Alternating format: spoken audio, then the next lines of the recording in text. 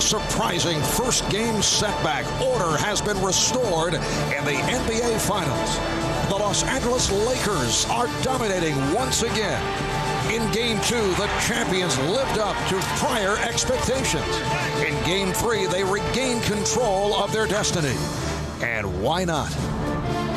It is two superstars against one.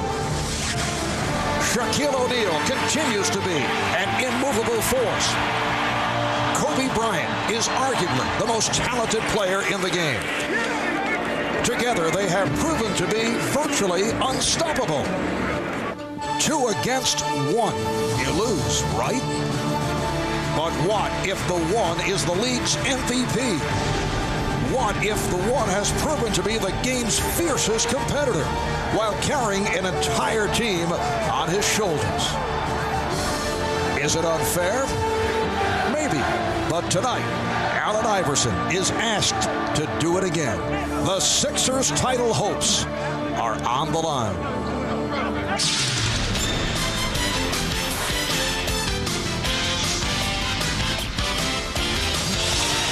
It is a star-studded night along Broad Street in the city of brotherly love. 50,000 turning out at Veterans Stadium for an in-sync concert. And across the way here at First Union Center, a capacity crowd is in the house, hoping their Sixers can continue to battle back. The Lakers hoping to extend to a commanding 3-1 lead in this best-of-7 NBA Final Series.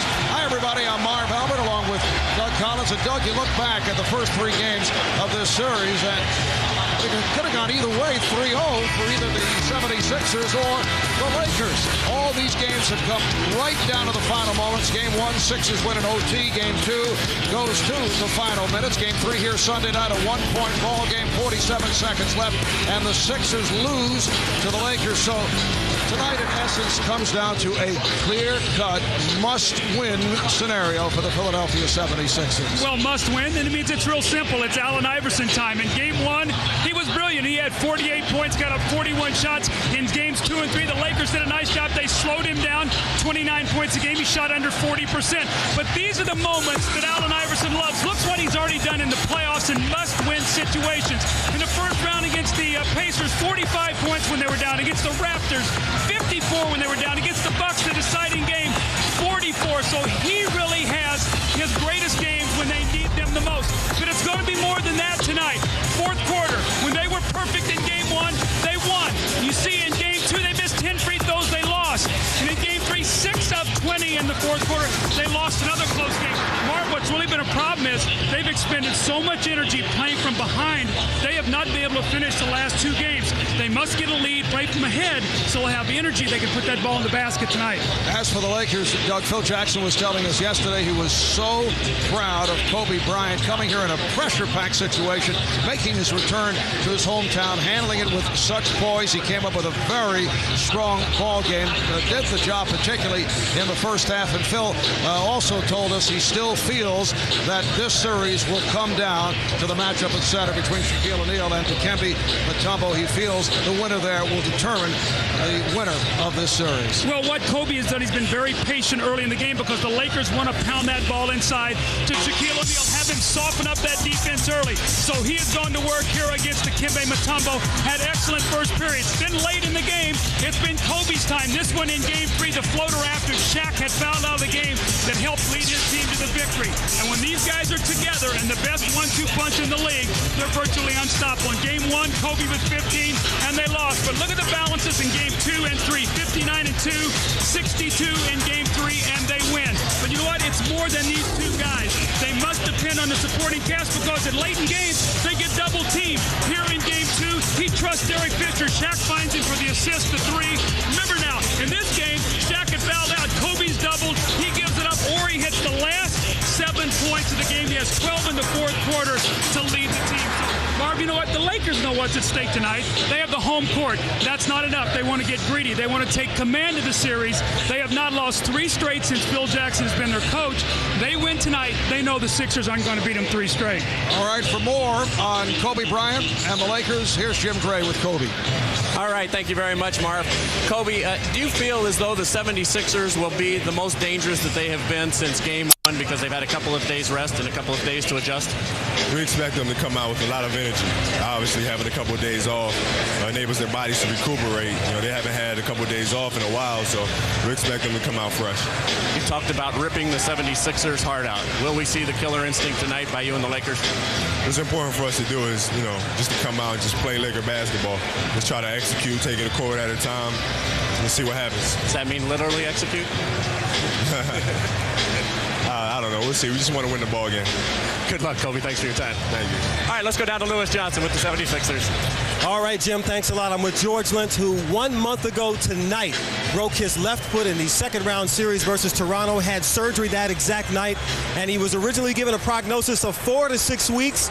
You've been hustling hard to try and get back. 40 minutes ago, you had an X-ray which showed that there was progress in healing, but that your broken left foot was not completely healed, and the doctors left it up to you. Why have you decided to play? Well, I think that I can do enough defensively to hopefully slow down Horry or Rick Fox. And, you know, the test will be when Coach put me in the first time if I can get the job done. And Coach Brown would decide from then on should he put me back in the game. George, how do you balance out in your head the risk of re-breaking the foot versus a chance to play in the NBA Finals? Well, it's just one opportunity that, you know, I've been in the league 8 years, and this is the first opportunity to play in the finals. You never know if it's going to come around again. And will I be able to live with myself if, you know, we win it and I don't participate, or if we lose it and I don't participate? So it's one of those chances. You know, I may break it again next year, you know, during the season. So, you know, why not break it in the finals? George, good luck. All right, thanks a lot. Marv? All right, thanks, Lewis. And coming up momentarily, it's game number 4, the NBA Final Series. In game 3 on Sunday, Shaq and the Lakers came east. At first, it seemed as though Iverson and the Sixers would prevail once again. But then the defending champions unleashed an unstoppable combination of power and finesse. Now the Sixers once again find themselves in a familiar role. Game 4 next.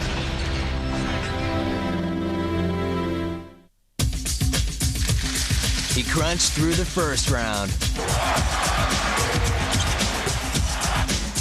He crunched through the conference semis.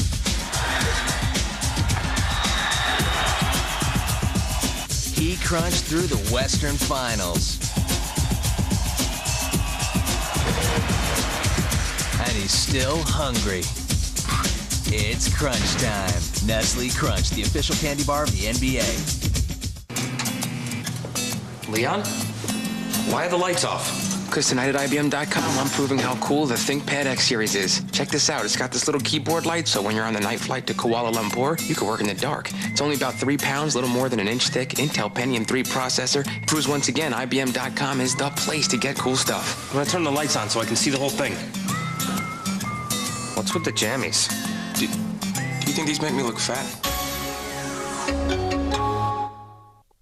It's summertime, and there's never been a better time to join America Online. I planned all my vacations on AOL. I use AOL to get driving directions. Email, it's fast, it's easy. And with AOL's You've Got Pictures, sharing vacation photos is as easy as sending email. Anyone with any camera, film, or digital can instantly share pictures. I can store photos online free. Visit AOL keyword Pictures and try it now.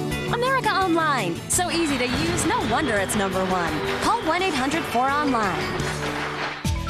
It comes with an outstanding quality of life, a strong commitment to the advancement of high-tech industries, an abundance of affordable places to call home, a talent pool of highly skilled, well-educated, hard-working people, and all the energy today's businesses need to keep doing business. So where can you find a place like this to live and work? Pennsylvania.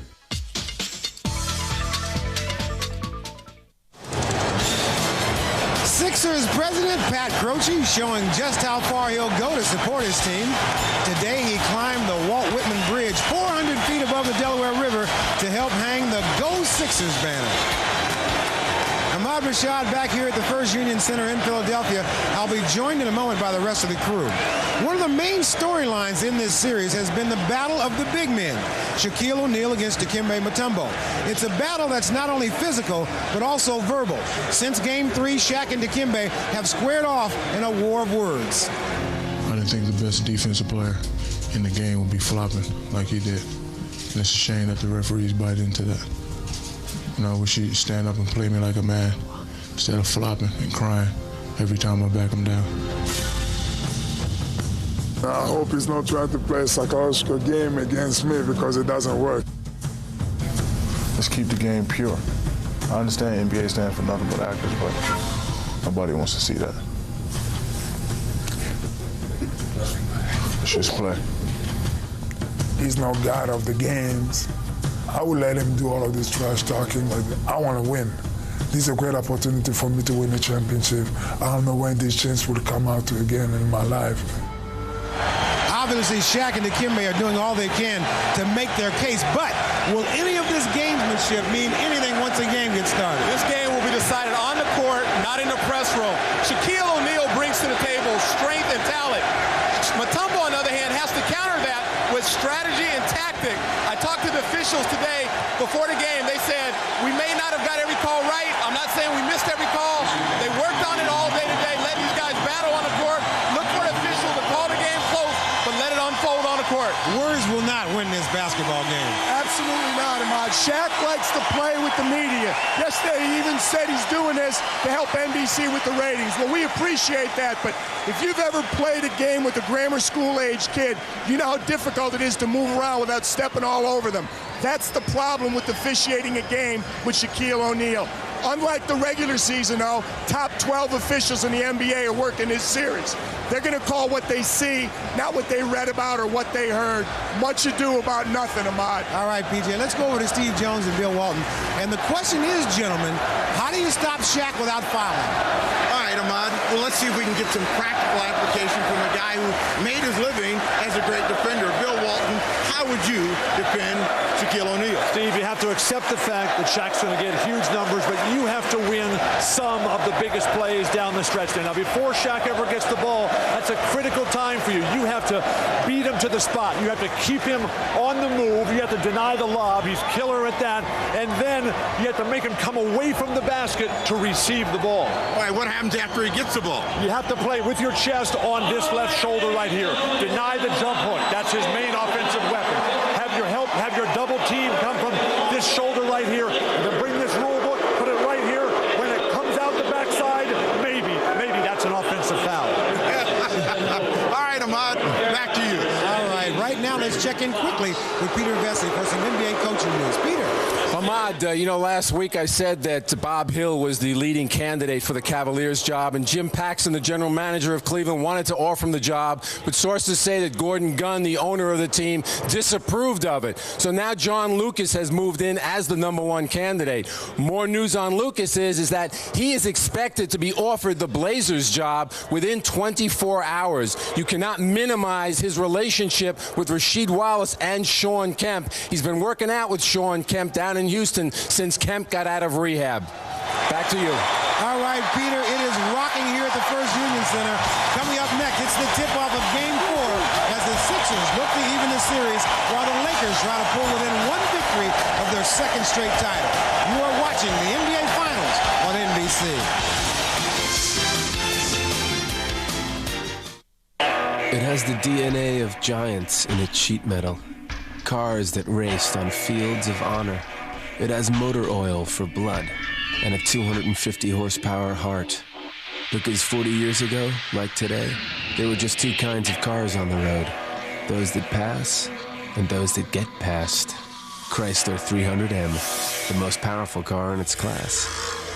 Now, very well qualified returning gold key lessees can lease the 300M for $399 a month. It's too hot. Take it down.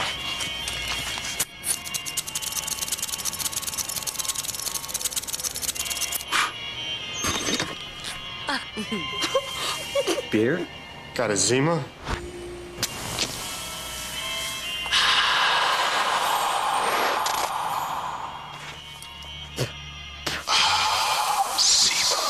I used to dream about having my own shoe and wondering what it would feel like to see people wearing your shoe and to be able to fit your creativity, your style, your personality all into that shoe. You're probably wondering what's in the box. And I'm probably not supposed to show you what's in the box, but I'm gonna show y'all anyway, because it's my shoe. I can do whatever I want to do.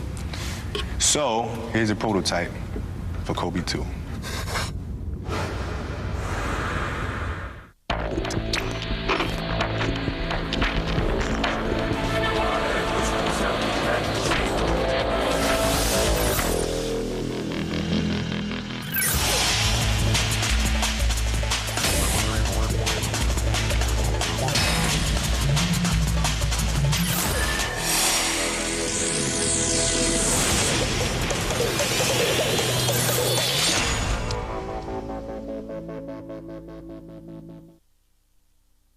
The NBA on NBC is brought to you by Chrysler. We're reinventing the passion for driving.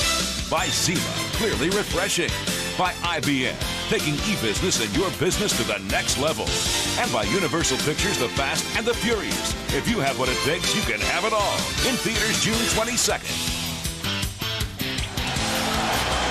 21,000 sellout crowd at the First Union Center in Philadelphia. Phil Jackson and his Los Angeles Lakers getting ready. Larry Brown of the Philadelphia 76ers hoping to tie the series at 2. The Lakers with their usual starting lineup: Rick Fox, Horace Grant at the forward, Shaquille O'Neal at center, Kobe Bryant and Derek Fisher in the backcourt. Remember, both Fisher and O'Neal fouled out in Game 3. Tyrone Hill looking to bounce back from what has been a very difficult series. Up front with Dwayne Jones. Dikembe Mutombo is the starting center. Allen Iverson in the backcourt along with Aaron McKee. There is Shaq, who incredibly has picked up 17 assists in 3 games. He's an excellent passer, Marv, and we know that one of the things out of the triangle offense, he knows where his cutters are. He knows where his shooters are, so he's very comfortable where the double teams are coming from. We see Kobe Bryant. We talked to him before the game. He was in good spirits, but it's going to be very interesting tonight with Philadelphia. Do they try to get Tyrone Hill involved in the game early, Marv? They did against Milwaukee when he was struggling. They ran a couple screen rolls, he hit a couple shots, and he finished that series strong. They really need him tonight. Tyrone Hill just 3 for 16 from the field over the first 3 games. 1 for 7 in Game 3 on Sunday.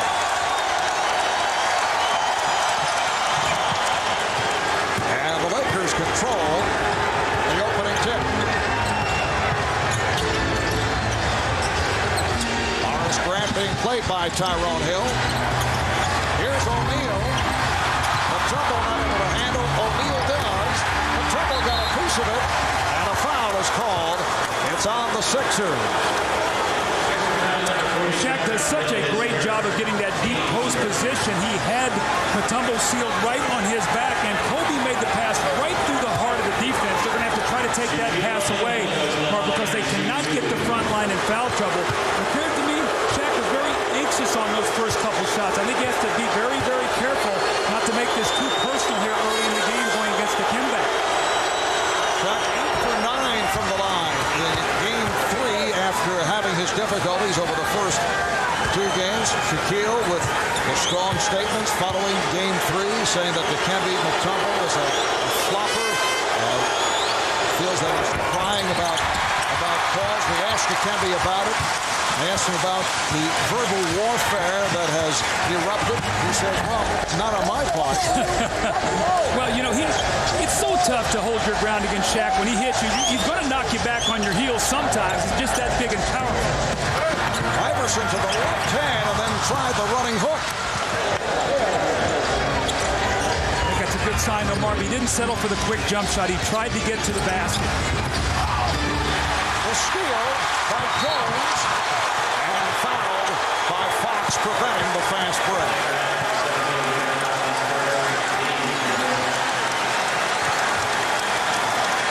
These are the kind of things that the 76ers do when they're at their best. Remember now, they've had 3 days rest, And their defense, their activity, their ability to steal the ball, points off turnovers, getting in the open court. The last couple games, they've been a little tired, and they have been slipping in those areas. Iverson getting the step. Allen Iverson with Shaquille O'Neal moving in his direction, able to go high off glass.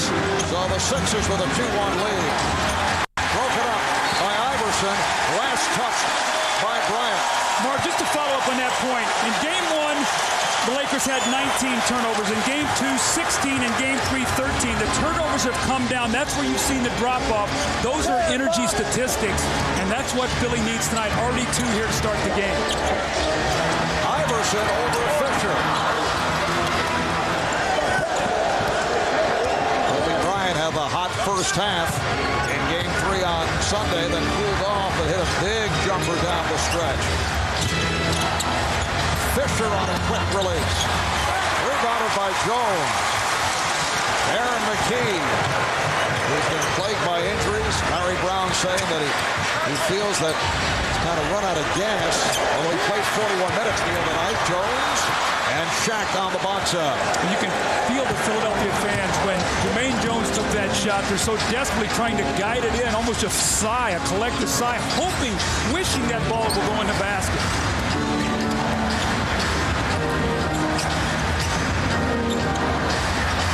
Kobe pushed further up by Jermaine Jones, who picks him up on a switch. Tyrone Hill with the rebound. Here's Jones with Fox back. Beautifully set up to Mutombo.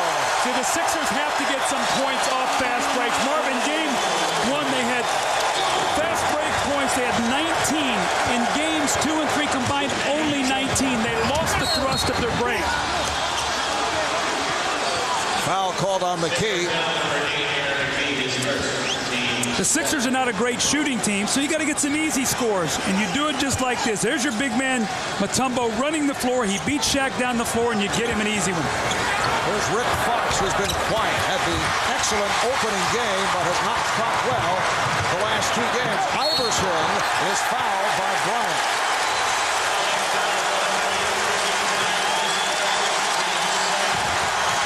And Allen Iverson has come out looking very active. Meanwhile, the Lakers have missed their first 5 shots, and they've turned it over twice.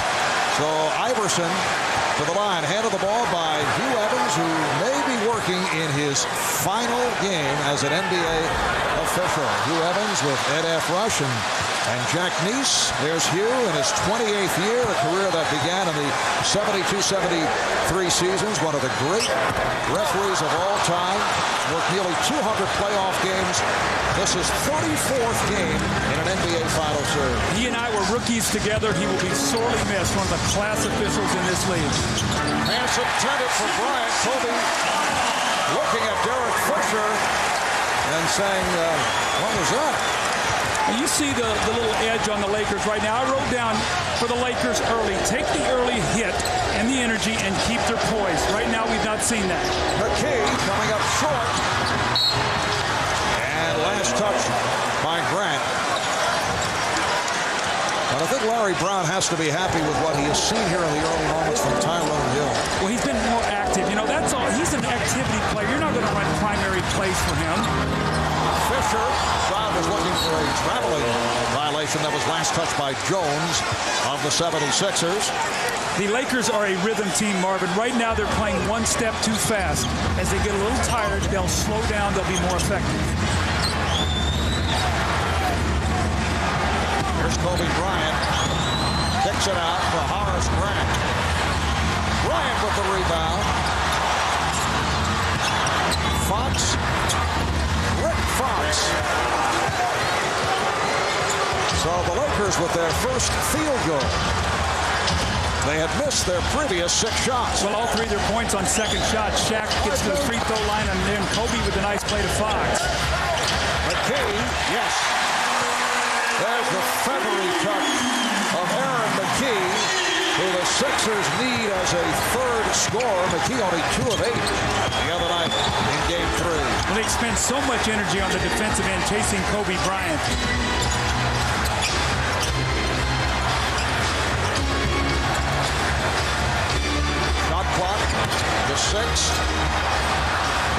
passing on the three.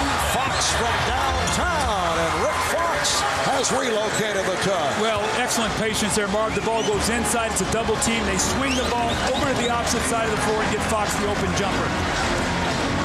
Game is tied at 6. We're just getting started. 5 minutes gone by.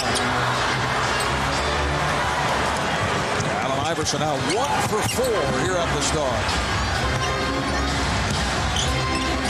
Shaq getting position. Shaquille O'Neal with his first field goal. Well, Shaq going to the finesse game, Horry. That little jump shot, not looking for the power game right now. Perhaps aware of the possibility of those offensive foul calls as we saw here on Sunday night. McKee. So the Lakers with the ball and now lead 8-6. Well, I think that's a great observation. If Shaq were to get an offensive foul early, it might bother him after what's happened in Game 3. I think this is an excellent start by him. 6.5 remaining, first quarter. Well, Iverson from behind trying to knock it free. O'Neal rejected by Mutombo. The crowd responding to the Kemba Mutombo. Hill kept alive by Mutombo. Kelly has been much more offensive-minded in this playoff run. Larry Brown calling for time.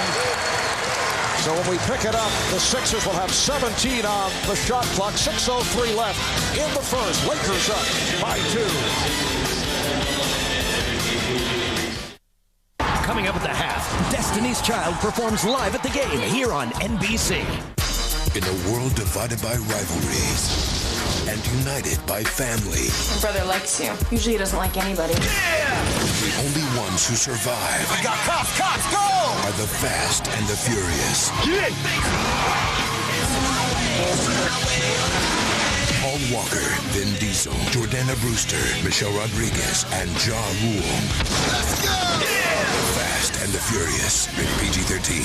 At theaters Friday, June 22nd. Change things up. Now with our new taste menu, you can always find new and different tastes at McDonald's. Because, hey, variety is the smile of life.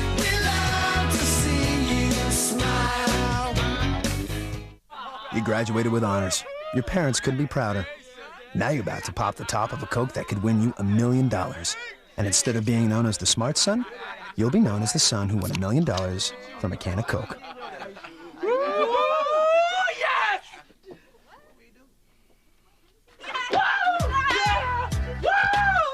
Pop the top of a Coke from specially marked bottles or can multi-packs this summer for a chance to win. Why not you?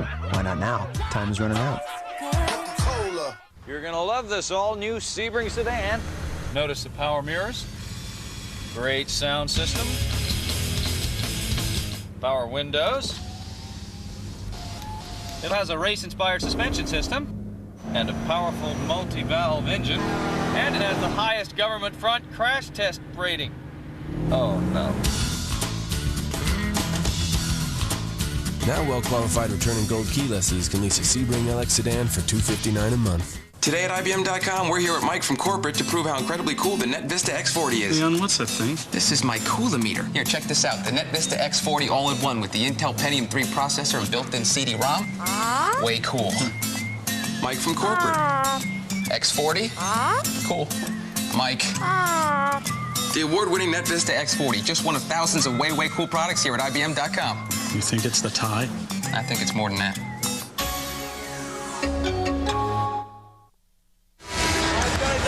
The Lakers lead by 2, but I think the Sixers were hoping that with an extra day's rest that they were going to be able to get up and pressure the ball. You see, they've already forced 3 turnovers, the points off turnovers. And look in Game 1 when they won. Look how big these 19, 25, and 10. These are big numbers.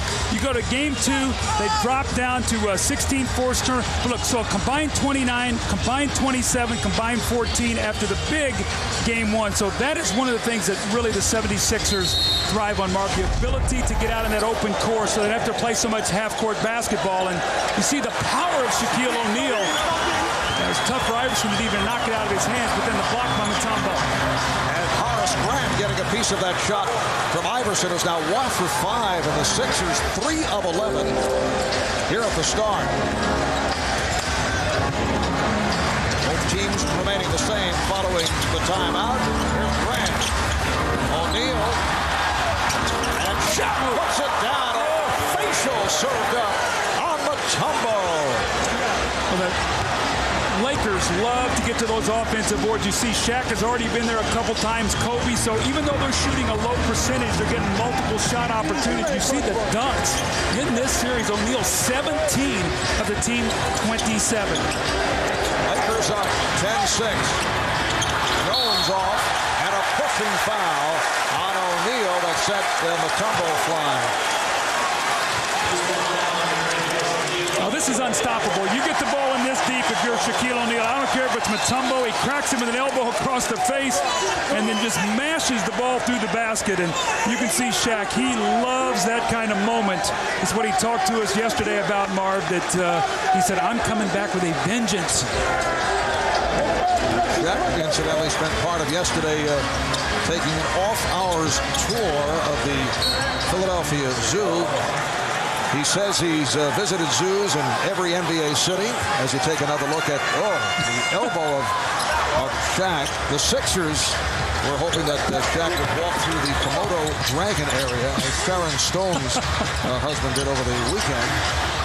Shaq stayed away from that. Mutombo, and missed by Jones on the follow. Should have got two hands on that one, made sure he got the easy one. And Shaq does it again. Shaq's running right to the front of the rim, Mark. Anytime they have a fast break, he's going right to the front of the rim, and Mutombo is sealed directly behind him. That is unstoppable. Lakers with a 12-6 lead. Sixers have missed their last 7 shots. Jermaine Jones out of control at the offensive end. Leads to Derek Fisher. Jermaine Jones has missed 3 shots and has made a couple of miscues trying to force the issue. Mark, always say pass with flair, but not in the air. If you get up there and you turn it over, you got nowhere to go with it. That's exactly what happened with Jermaine Jones. 11-0 run for the Lakers. Iverson forcing as he draws the foul. Just wanted to get that shot up. He realized the foul was coming. When you're struggling, Mark, get 2 hands on that ball and make sure you get the basket to go down. Jermaine Jones made a great rebound, but got too spectacular. Now look right where Shaq is. It's unstoppable. When he gets there, Dikembe's head is actually underneath the basket. He could not go up without putting his hands through the rim. So Shaq getting great post position. A standing ovation for George Lynch as he made his way off the bench. And he'll come on for Tyrone Hill. The question is, how many minutes can George give the Sixers back from a broken bone in his left foot? We saw him earlier with Lewis Johnson. Has not played since the 13th of May, but said, hey, we're in the finals. I have to give it a shot. I'd like to check his pulse rate right now. His heart has to be racing. Bryant to the rim. Kobe Bryant. And the Lakers now lead 16-8. See, this is not what the Sixers wanted. Once again, they're down 8. They're playing from behind. Mark, when you do that, you expend so much energy. In the fourth quarter, it has killed the Sixers shooting. Eric Snow is also checked in for the first time. Mutombo with a sweeping hook. Talking with Dikembe yesterday, I mentioned that he has come a long way offensively. Is this something we can look for next season? There's no pause. He said yes. Kobe Bryant with the reverse. And Shaq will get credit for the tip. Well, what happened there? Kobe gets inside. He breaks your defense down. Mutombo comes over to block the shot, and nobody there to block out Shaquille O'Neal with another offensive rebound. 9 points for O'Neal. Iverson. Now then on the switch by Bryant. Iverson. And deflected out. Last touch by the Sixers. Allen Iverson just 1 for his first 6. The Lakers with an 18-10 lead as a timeout has been taken. Well, Dikembe with that sweeping hook, Marv, you talked about him being more offensive-minded, trying to keep Shaq occupied on the defensive end of the floor. But now watch what happens here. Kobe goes to the basket. Watch Mutombo as he comes over to block it. No one there to get in front of Shaquille O'Neal. 2 easy points, almost in the cylinder. The Lakers off to a slow start early, then now lead by 8. Yeah, I'm the ultimate competitor. GOAT, G-O-A-T, etc., etc. Light years ahead of ya. They chose me instead of ya. Corny cats is better to give praise to the greatest. Silence all challengers. LL ambidextrous. Switch the left hand on ya. Leave it on the floor. Pure, raw stamina. Whoa, whoa, whoa. I said my game's hardcore. Leave it on the floor. Whoa, whoa, whoa. Hey. I said my game's hardcore. Leave it on the floor. I'll have a fresh salad, please. Fresh salad? Some places make salads that just sit around. Not Wendy's. Our 99-cent side salad and Caesar side salad are made fresh all day, every day. Put it back. Welcome to the summer of 99 cents. What's going on aboard the International Space Station? Early Father's Day gifts from Radio Shack, including greetings from home for cosmonaut Yuri Usachev. Wow! Look at that! Привет, папа. Тебя поздравляем с праздником. Желаем всего наилучшего, успеха в работе и хороших отношений с экипажем. The talking picture frame, only $14.99, and just one of the surprising Father's Day gifts you'll find at Radio Shack. If you've only seen Shrek Once Upon a Time, wake up. You haven't seen it all. Let's do that again. Rolling Stone says you'll be a believer too. Shrek, rated PG, now playing everywhere. Well, it's Monday morning, and it looks like the whole world is heading back to work. We've got a couple of tie-ups on the freeway and some construction downtown. Coming up at 10 past the hour, we come up with sports center.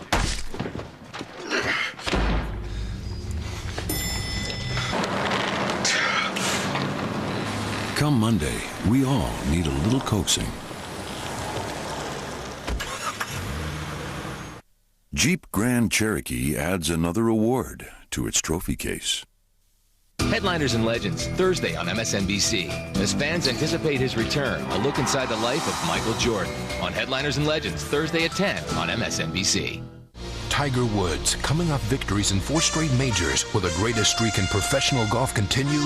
The U.S. Open, beginning Thursday on NBC.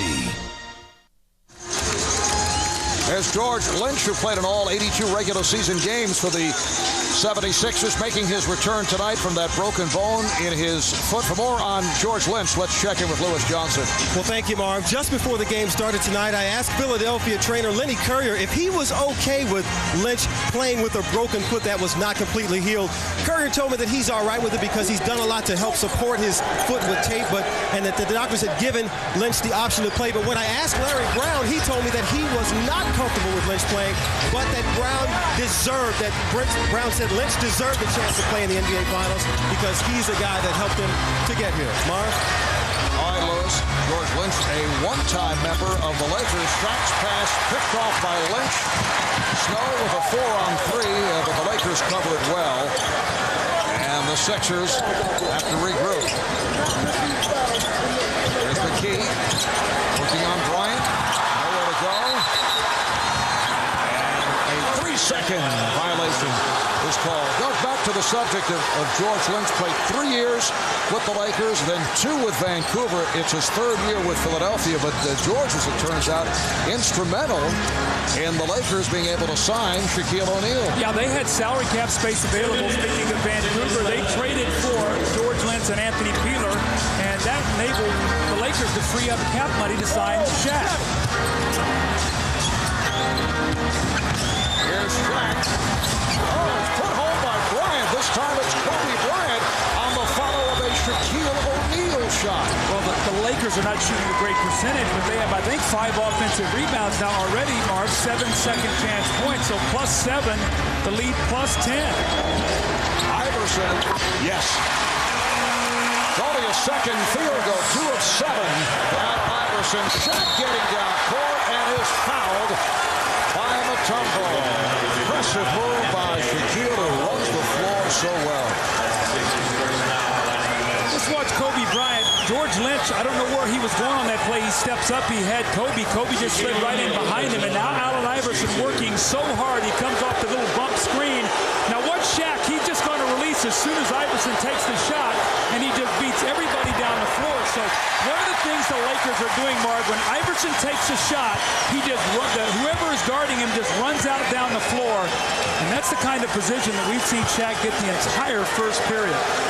Well, Shaq is now 1 for 3 at the line. Last game he appeared more comfortable at the free throw line with his personal coach, Ed Palyavinskis, flying here to Philadelphia this past Saturday, but once again he's fallen off. Well, he said what he wanted Shaq to do when he was dribbling to bend his wrist because it would make him think about bending his wrist when he was shooting the free throw. Shaq said that really helped him.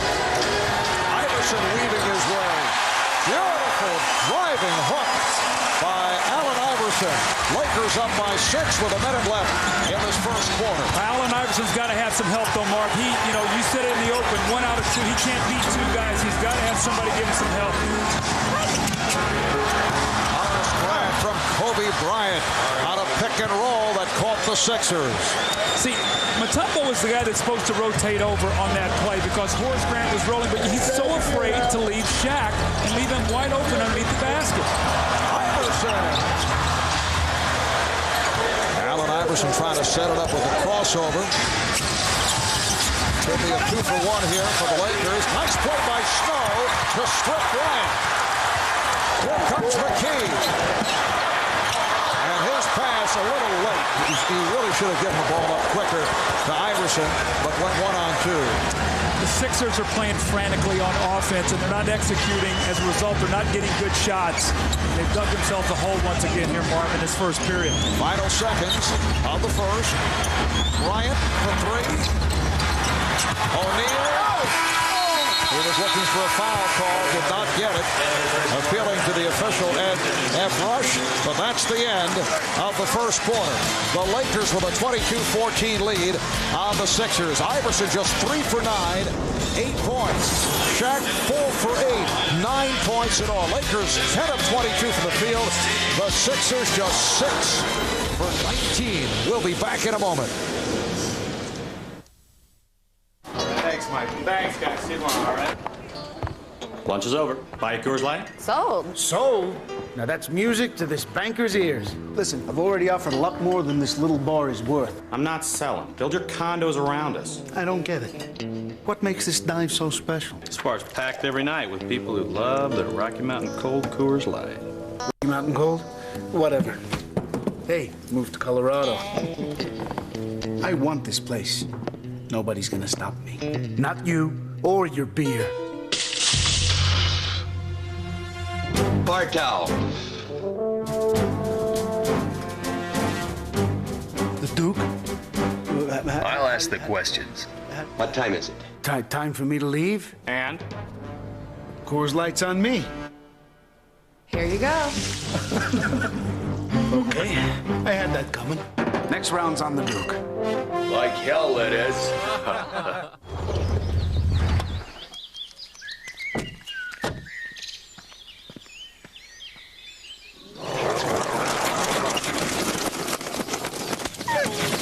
Even though Jeep Grand Cherokee is more refined and civilized than ever, rest assured, it still hasn't lost its animal instincts. Jeep Grand Cherokee adds another award to its trophy case. Today I begin a new life, for I am the master of my abilities. You can leave the street behind. I love you, girl. You got my son, and you're probably gonna be my wife. But that doesn't mean home. It will leave you alone. Ain't no killer. I can't have that on my heart. From director John Singleton comes one man's fight. Don't worry about nothing. To do it right. We're just gonna change the game. Baby Boy, rated R. Opens everywhere June 27th. Your typical airline credit card gives you 1 mile for every $1 you spend. But only the Delta SkyMiles credit card from American Express gives you that. Plus, you'll always get double miles at gas stations, home improvement stores, and on Delta tickets, on top of 5,000 bonus miles just for getting the card. Watch how quickly all those extra miles add up to your free vacation travel. The Delta SkyMiles credit card, faster than your typical airline credit card. Call 1-800-SkyMiles to apply now. We are back in Philadelphia. Marv Albert with Doug Collins. Doug, you were mentioning earlier how important it is for a team like the Philadelphia 76ers going up against the Lakers to play with the lead early on. Well, they're so short-handed with all the injuries, but in Game 1, they led for almost 30 minutes. At one time, they led by 15. In Game 2, they trailed by 13. Then Fisher hit the big three to close that game out. And then in Game 3, they led only 3 minutes and 41 seconds. They trailed by 13 in that game as well. Caught up to within 1, could never get over the top. And Mark, it just expends so much energy. You almost have to play perfectly to try to catch up when you get those big leads, as we see that Shaquille O'Neal gets his first rest of the game. Bryant has checked in for the first time, along with one of the Lakers' heroes from Game 3, Robert Horry. So Horace Grant operating at center against Dikembe Mutombo goes right at Grant. Well, you know, if you're going to red Shaq, you might as well go inside to Dikembe Mutombo. That's a powerful move. Sixers gambling now defensively. Iverson trying to slap it away from Horry. Second quarter underway, and the Lakers lead by 6. Roger Bell, who just checked in at the start of the quarter, called for the foul on Kobe Bryant. Dikembe early in the year could not turn back and spin back once you cut off that left shoulder. Now he's getting a little drop step, so he's getting a little variety in his game, not as predictable. And when you have a little variety, then you get some good opportunities. Shaq right back Quite in the a rest. game. Yes, 35 seconds. Plus the time between quarters. Right. So Shaquille is back. Horace Grant sitting down. Bryant not pretty, but able to finish. See, he splits that gap so beautifully. I remember Mark Price used to do that so well when he and Brad Daugherty play that screen roll. If that big guy didn't close that gap down, he would shoot right through and get right into your defense. That's exactly what Kobe did. Kobe has 6 points. He's hit 3 of 6 from the field. Here's Bell. Mutombo. Yes! Dikembe Mutombo with the baseline jumper. Why do I always sound incredulous when he hits that medium-range jump shot? Because you haven't seen it enough yet. But if he keeps doing it next year, you will not be incredulous. What you're saying is when he's hitting those shots over Popeye Jones, the Heidi White. If I hear you talking about him, Mark, I'm coming after you. Brian Shaw with 5 on the shot clock. Out of 3.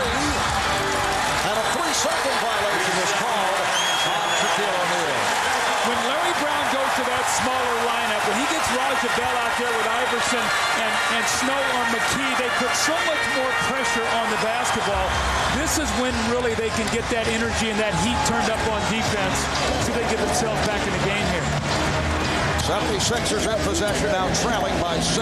Lakers have led by as many as 10 points. Iverson with the step back. He's been off. Rebounded by Shaw. Snow with the hustle. And last touch by Horry. What a play by Eric Snow.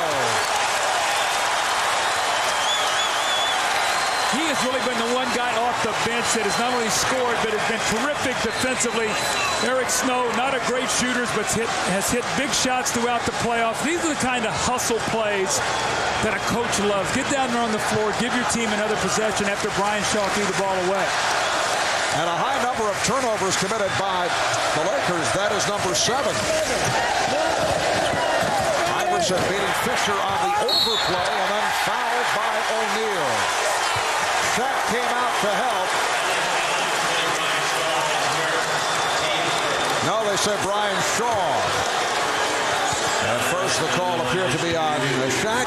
Brian Shaw picks up his first. Now, the game plan is make Iverson work. Bump him, frustrate him, try to put him down on the deck, make him get up, and don't give him anything easy.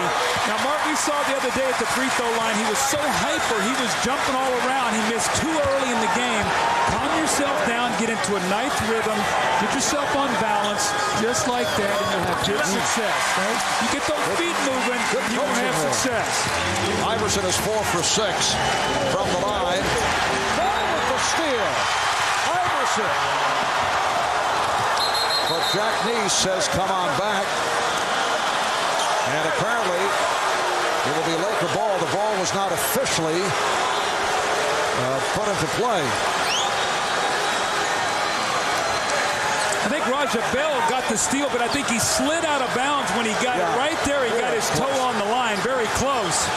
You see, Marvin, you get to the free throw line and you're Philadelphia. It's such a big part of their offense because look where their defense is now. Now they can really get up, force the Lakers to use time off the clock, and it takes away from Shaq getting down to that post. Lakers up by 4. O'Neal.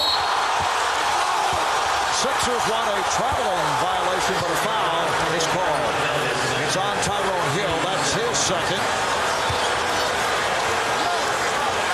See the versatility of Robert Horry, though, as a power forward playing screen and roll.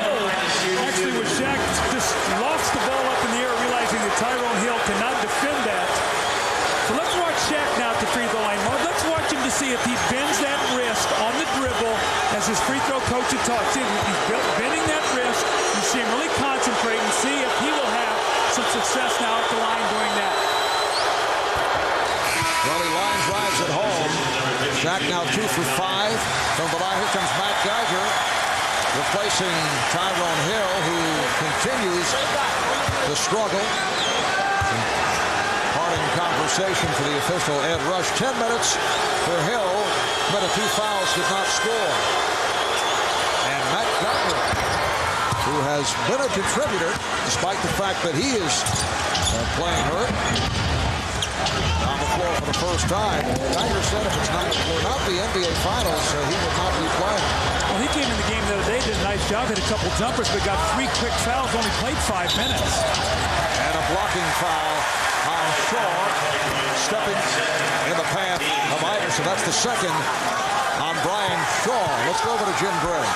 All right, Mark, thank you very much. Well, Brian Shaw is playing on very, very little rest. In fact, he only slept 1 hour last night. That's because his wife yesterday, Nikki, in Oakland, gave birth to Bianca Nicole, their second child, a girl.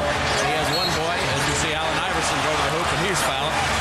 He flew back overnight. He was not able to rest. He was trying to grab a little sleep in the locker room before the game. Shaq went in and woke him up, telling him it's time to play. Win 1 for Nikki and little Bianca Nicole. Marv? All right, thanks, Jim. Derek Fisher picked up that foul, his second. And Iverson back at the line. As you see, 4 for 6. Now 5 out of 7 at the free throw line. Well, you can log on to NBCSports.com for comprehensive coverage of these NBA Finals. Check out analysis by Bill Walton and Steve Jones and a web-exclusive post-game video report with Bill and Snapper, plus Matt Lucas with an in-depth preview of each game, complete with what he likes to call his X factor. That man is a mysterious guy. That's all on NBCSports.com. The Lakers now lead by 4 with 9:20 remaining in this first half. Tyronn Lue has come on for the first time, and he will be shadowing Allen Iverson at the Philadelphia offensive end. Pass thrown off the mark and saved by O'Neal. Shaq is now up front with Horry and Bryant. Lue, Shaw in the backcourt. Here's the alley-oop that misfired. That's a set play. Shaw loves to run it. When Raja Bell comes in the game, he overplays Kobe. They had eye contact. He was opposite on the floor. Shaw just threw that ball a little too high, but Brian Shaw throws that alley-oop to Shaq as well as anybody in the league. Lue all over Iverson. Lue ends up crashing into our broadcast location. Mark, did you see how I was diving over to protect you? You saw I was going to help you. Mr. Stats, our stat man, Elliot Kalb, though, saving both of us. Here's another look. Tyronn Lue coming in our direction. Look out.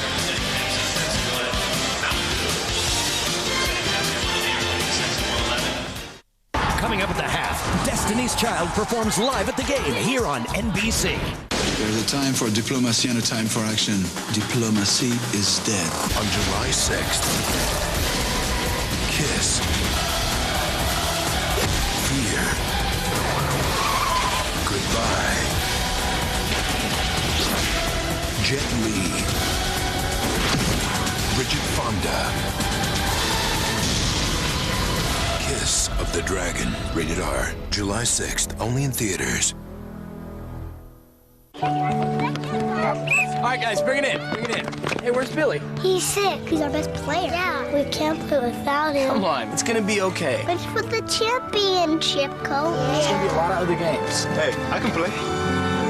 Do you know how? I'm not bad. He's tall. What do you think? All right, let's play! Hey, if we win, we get to go to McDonald's. So don't play.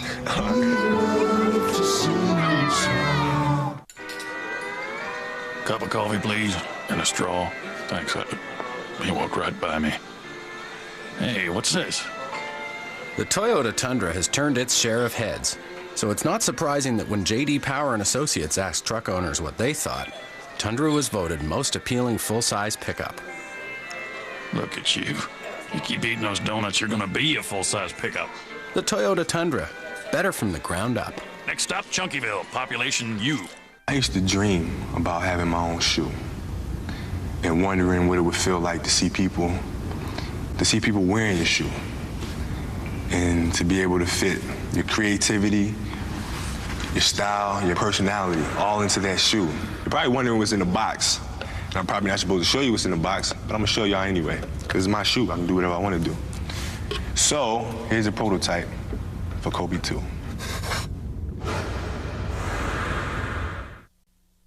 The NBA on NBC is brought to you by the Toyota Tundra, better from the ground up. By Adidas, Forever Sport. And by Coca-Cola, life tastes good.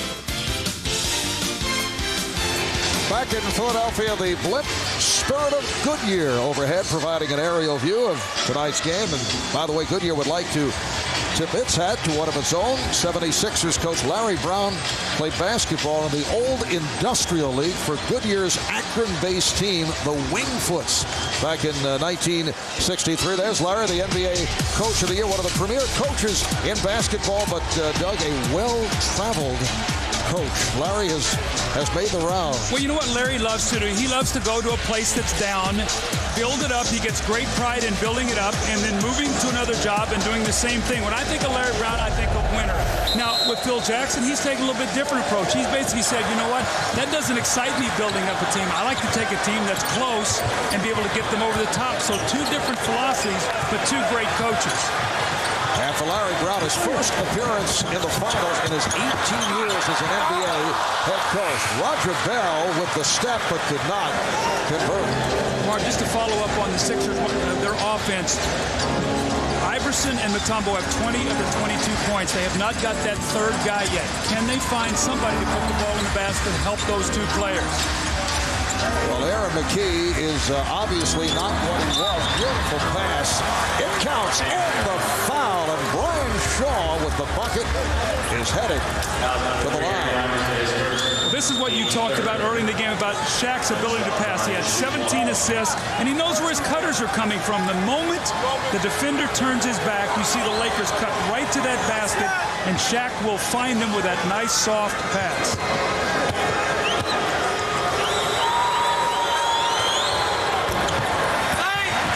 Geiger able to haul it down. So Geiger is up front with Mutombo and Bell. McKee and Iverson in the backcourt. A foul was called on Iverson as first. Aaron McKee. He's now 1 for 4 from the field. The Lakers up 28-22.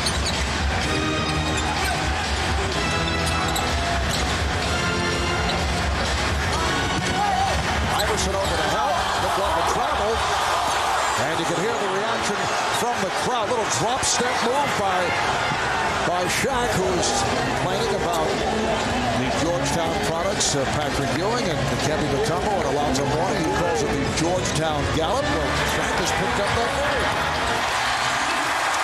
Mark Geiger hitting on his first field goal attempt. Well, that's why he's got to stay on the floor now. He struggles with the quickness of Horry, but he needs to be able to make some shots for this team. Kobe Bryant stretch. Good play by Bell. Iverson pushing it. Oh, with a terrific play to slap it away. Here's Bryant. And fouled by Iverson. Look out. Iverson very upset and actually runs down court just to get away from the officials.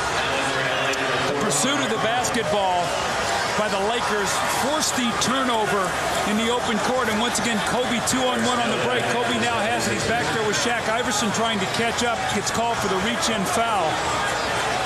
Looked like the Sixers might have had a breakout. They turn it over and the Lakers come right back the other way. Allen averting, saying a bit too much to the officiating crew, so he looked to just get out of the way. That was a second foul. O'Neal, Geiger with the rebound.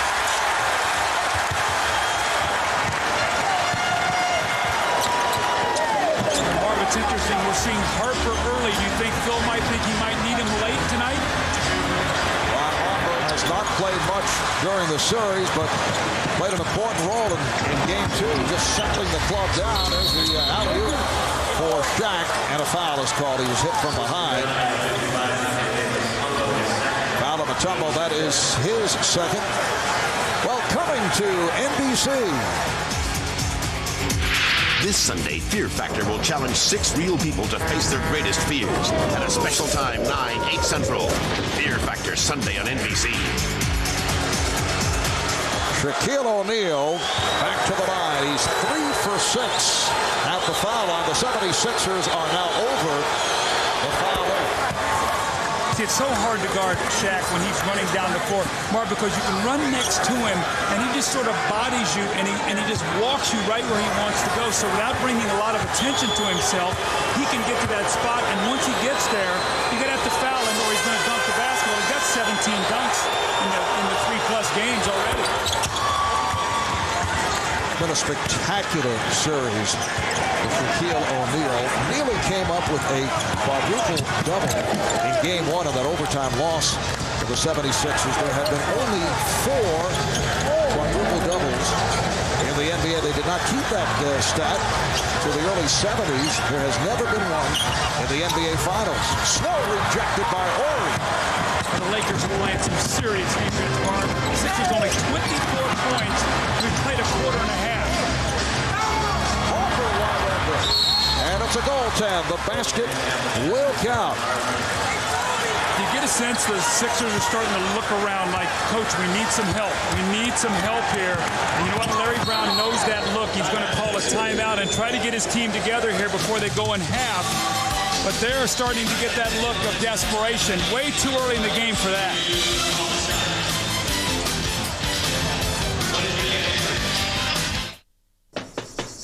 Come on in. She'll be down in a minute. Hot enough for you?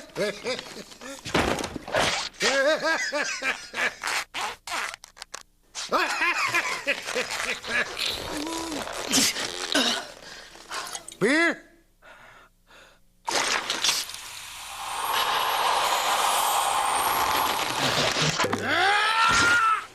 Oh my. They hate us, you know. The humans. We are suffering for the mistakes they made, because when the end comes, all that will be left is us. Rated PG-13. Starts June 29th. With the camera. Are you getting this? Yeah. This moment of sizable expectation is brought to you by ExperiencePA.com, where you can log on and plan vacation memories as big as the stories you'll tell. Uh-oh.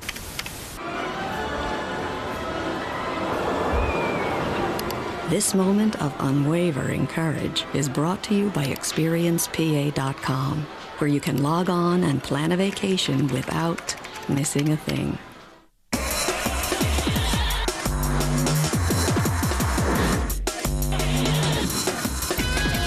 We've dressed it up. But but you can still take it just about anywhere.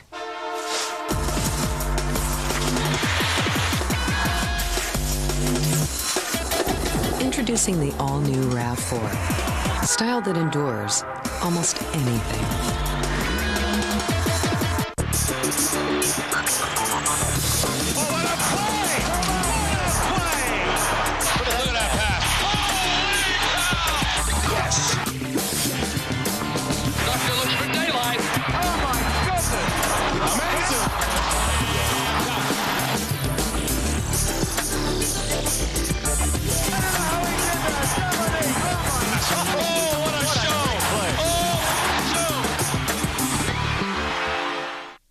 It's a land where one American is considered almost royalty. Will we witness the coronation of King Pete VIII? Wimbledon. Coverage begins June 30th on NBC. NBC Friday. As Tiger Woods takes aim at an historic fifth major, see his life in a special Headliners and Legends. Friday on NBC. Well, we still have almost 6 minutes to go in the second period. Look at these numbers. Shaq on the way to another big night. But you see the team leaders, all four different in all the categories for the Sixers. But look at this, the leader in assists, Shaquille O'Neal. Well, let's show you why. When he catches that ball in the post, he's looking for cutters. And with Aaron McKie is thinking about, I'm going to double team.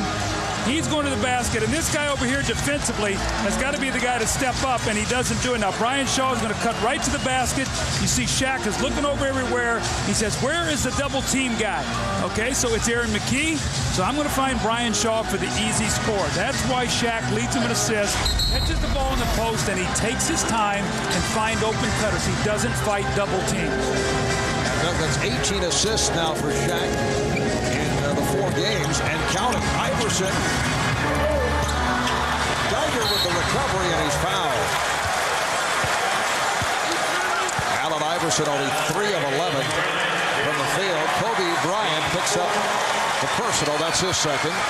In Philadelphia, we talked about only having 24 points. They're 9 of 27 from the field. They missed 18 shots, but they only have 2 offensive rebounds. Normally, they are a much better offensive rebounding team. So the Lakers, you know, are really focusing in on that defensive backboard. Geiger had the big game in the overtime victory for the Sixers. Game 1. Don't forget, coming up at halftime, stay tuned for a special live performance by the Grammy-winning trio, Destiny's Child. At halftime, Matt Geiger cuts it to an 8-point Laker lead. Iverson with some light pressure against Tyronn Lue. The Lakers are using Shaq as a pressure release. They know Mutombo will not come out, so they bring him all the way to the hash mark to be able to catch the basketball so they don't have to dribble so much. Here's the double on Shaq. Oh, nice pass. Hopper with the bucket, and he is fouled. Hopper cutting to the basket. And again, we saw on the double, that was actually a triple team. Shaq finds the open man. Well, Marv, normally the Sixers don't do a lot of double teaming, so they don't do a good job of picking up cutters. Geiger has got to have his head underneath the basket taking that cutter. That is way too late. Marv, when you double team, your defense is on a string. One guy goes to double, the other guy steps up to take his spot, so that cutter cannot get there. They have been slow the entire final. Ron Hopper has made it back from the arthroscopic surgery on his left knee. Missed the final 34 games of the regular season. Has seen limited action in the playoffs. Funny, the other night, game 2, Phil Jackson looked down the bench and said, Ron. And everybody looked around. Hopper was puzzled. Ron, who, he said. Can't believe he was being inserted. Horry gets the roll. It's a 14-4 run for the Lakers. So Horry, who has been devastating from three-point land, hits from downtown on his first attack. Iverson, Mutombo, it counts at the foul. Well, finally an offensive rebound. If you're going to miss shots, you've got to get some of them back. We just talked about they only had 2 for the entire game on 18 misses. Finally, Mutombo is able to get the rebound. The reason he does is look at all the congestion and traffic. Really 3 guys around Iverson, and Mutombo just a little bump against Shaq. and then the nice finish. So, you know, Mutombo is playing well. Iverson's getting a lot of shots. He's not shooting a high percentage, but other than that, they cannot find any offense anywhere, Marv, right now. They have dug themselves, once again, a 12-point hole. This has really hurt them in the last couple games. Mutombo at the line for the first time. Three-point play for Dikembe. The Lakers 40 and the Sixers 29 in this Game 4 of the NBA Final Series. Lakers up 2-1. Desperation game for the 76ers, who do not want to be down 3-1 with Game 5 here in Philadelphia on Friday night. Harper fielding it for three. Ron Harper. He has that Laker bench up cheering. Ron Harper has done a tremendous job. 8 quick points, 3 for 3 from the field, plus defensive pressure. Well, if you're going to double team, somebody's going to be open, and Shaq knows where everyone is. Look how hard the Sixers have to work. Every shot contested, the ball knocked loose from behind. And it was Harper who got a piece of it. Lakers looking very confident. A 14-point lead with just under 4 remaining in this first half. Here's Kobe working on Hill. He thought it was fouled. Lou for 3. Yes! Teron Lou from downtown. And the Lakers lead by 17. Larry Brown will talk it over. When you have star players and they get double teamed, you've got to trust your teammate. An Horry 3, a Harper 3, a Lou 3, and the Lakers by 17.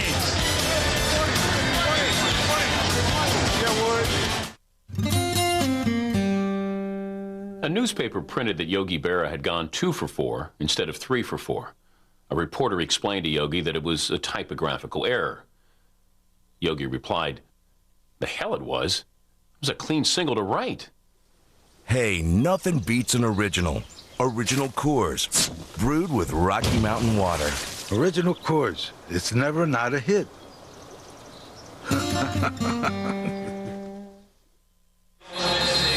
17-point lead for the Lakers. It's their biggest lead in this NBA Final Series. There's Ron Harper knocking down his three-pointer. 8 points for Harper here in the second quarter. But all these are off double teams. You got great players. You got to give some help.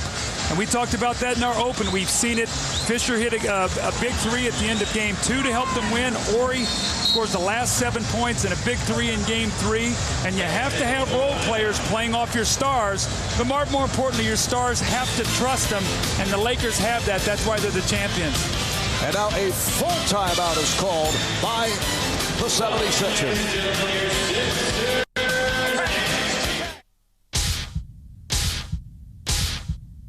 Trying to save the universe? Absolutely. In 2 days, the adventure begins. This is where I start to have fun.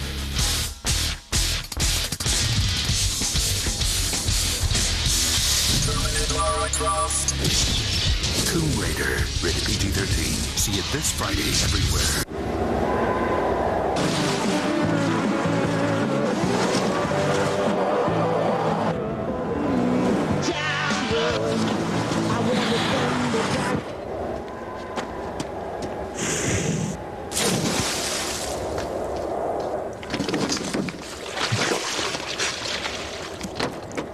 Think you're tough enough to drive a Tacoma?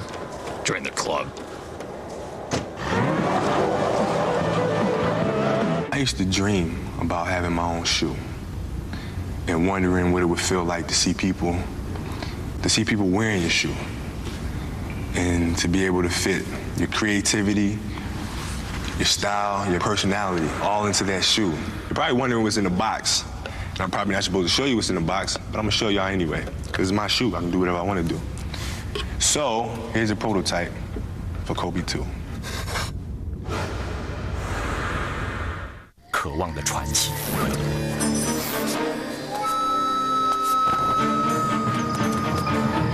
他们开始寻觅甘露。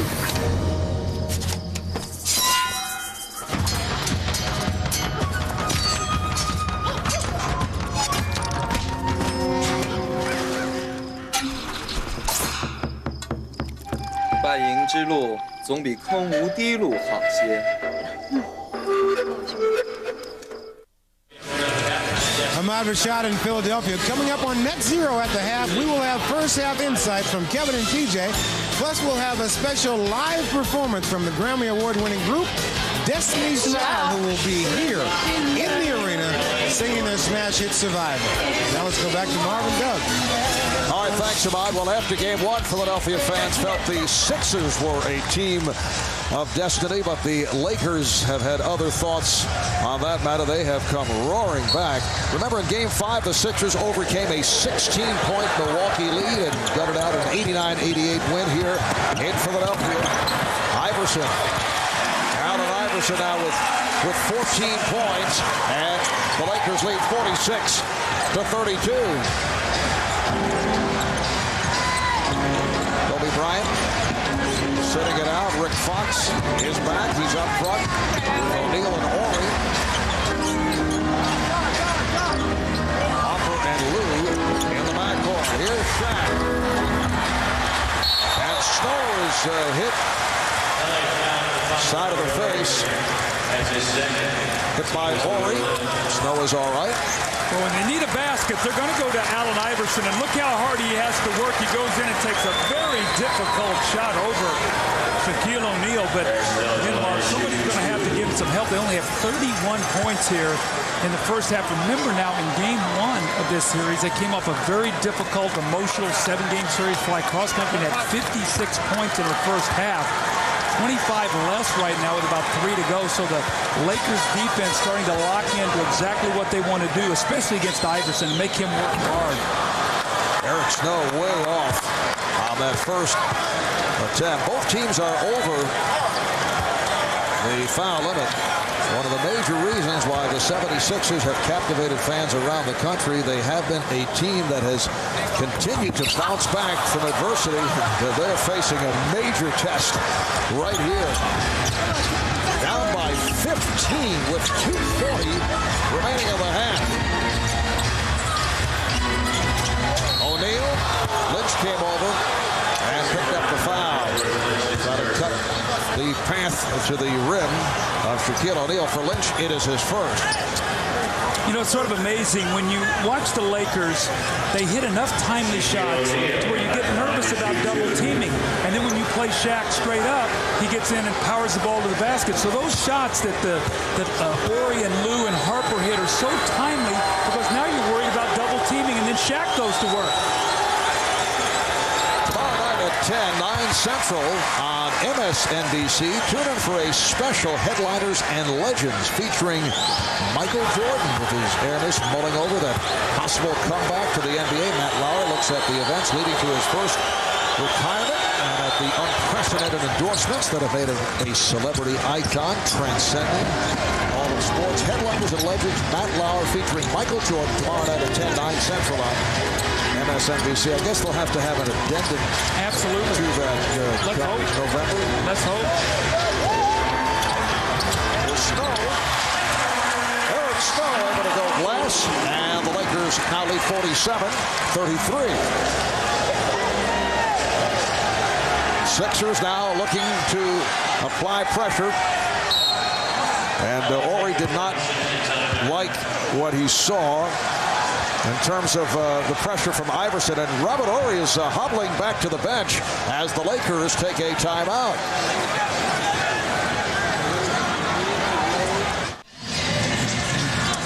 Well, on this drive by Eric Snow, you're going to see the leg of Snow right there go into the shin of Robert Horry. Shook him up enough that they took a 20-second timeout. Gary Vitti looked him over. And Robert Horry will be coming out of the game. But right there you see the blow to the leg. And that's the strength of Eric Snow. Look at him continue to power that ball to the basket. He's like a running back in football. He just gets there and he just puts that body on you, seals you, and has the ability to finish at that basket. Very solidly built, 6'3", 205 pounds.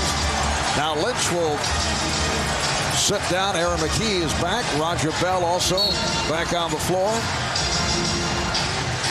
Again, pressure by the 76ers. Fox back to help. as we come up on 2 minutes remaining in this first half. It's been all Lakers. Fox rebounded by McKee. There's Iverson. When he moves on Lou. Rebounded by Harper. Bell and Fox involved in a collision. Well, the 76ers would love to get this under double digits psychologically, Marvin. Right now at 14, only 33 points scored. If they could get this to 8, they would have to feel very good about the way that they were able to finish the half. O'Neal. Oh, Shaquille O'Neal with yet another facial against Dikembe Mutombo. You think Shaq has maybe some other ideas about going in half? Once again, a powerful performance by Shaq. He has 18 points, 10 rebounds, 3 assists. And Jack Neese with the call. That's 2 on O'Neal. Look at Shaq now. He's going to spin. His ability to handle the basketball. He's underneath the basket, and he just powers himself back into the picture. Shaquille O'Neal, when he starts getting that little smile on his face, he knows that he's got the ball where he wants it and that nobody can stop him, regardless of whether it's Dikembe Mutombo, who's the 4-time Defensive Player of the Year. You know, Shaq's been giving all that verbiage. You know he respects him, but he loves these kind of challenges, Marv. We saw it in Game 1 of this series. He had 44 points.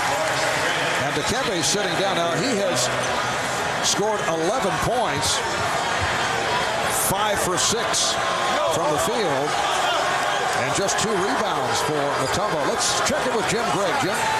All right, thanks, Mark. Robert Horry asked to come out of the game. He has sustained a contusion of his right shin, according to the Lakers training staff. They will look at it at halftime, and they believe he will be able to continue in the second half. Mark? All right, thanks, Jim. Horry taking the shot inadvertently from Eric Snow, who was driving along the baseline. So the Lakers now lead 49-35. Once again, a brief rest for Shaquille O'Neal with a minute left in this first half. There's Harper, left wide open. Snow, eludes Lou and draws the foul. There's that power once again of Eric Snow, but when the Sixers can get the ball out and run, they have some of these opportunities. The Lakers were scoring at a high percentage. The 76ers taking the ball out of the basket and playing against a set defense, but anytime they've been able to do this, they've had some success. Eric Snow missed his first 2 free throws.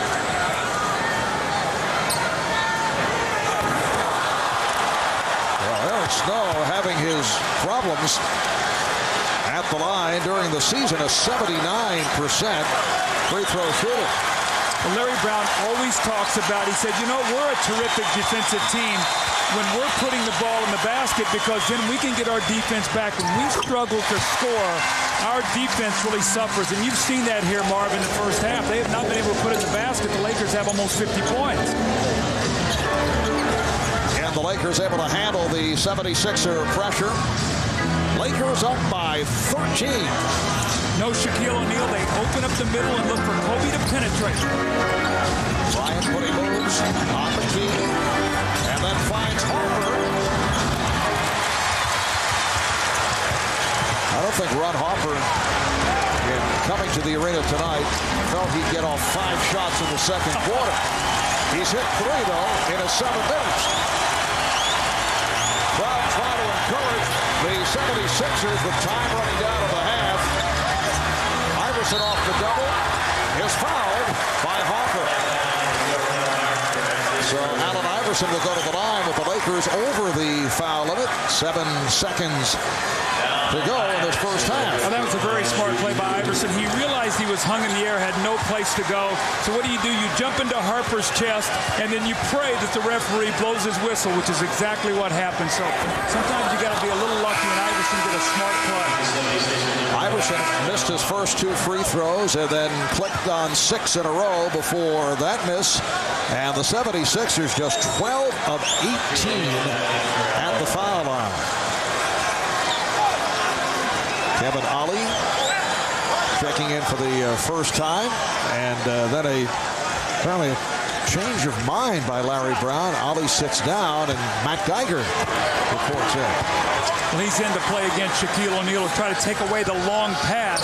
They like to try to throw deep. And Shaq underneath the basket. So Shaquille is back in. Here's the lob, and he's fouled by Geiger. So O'Neal will go to the line with the 76ers over the limit.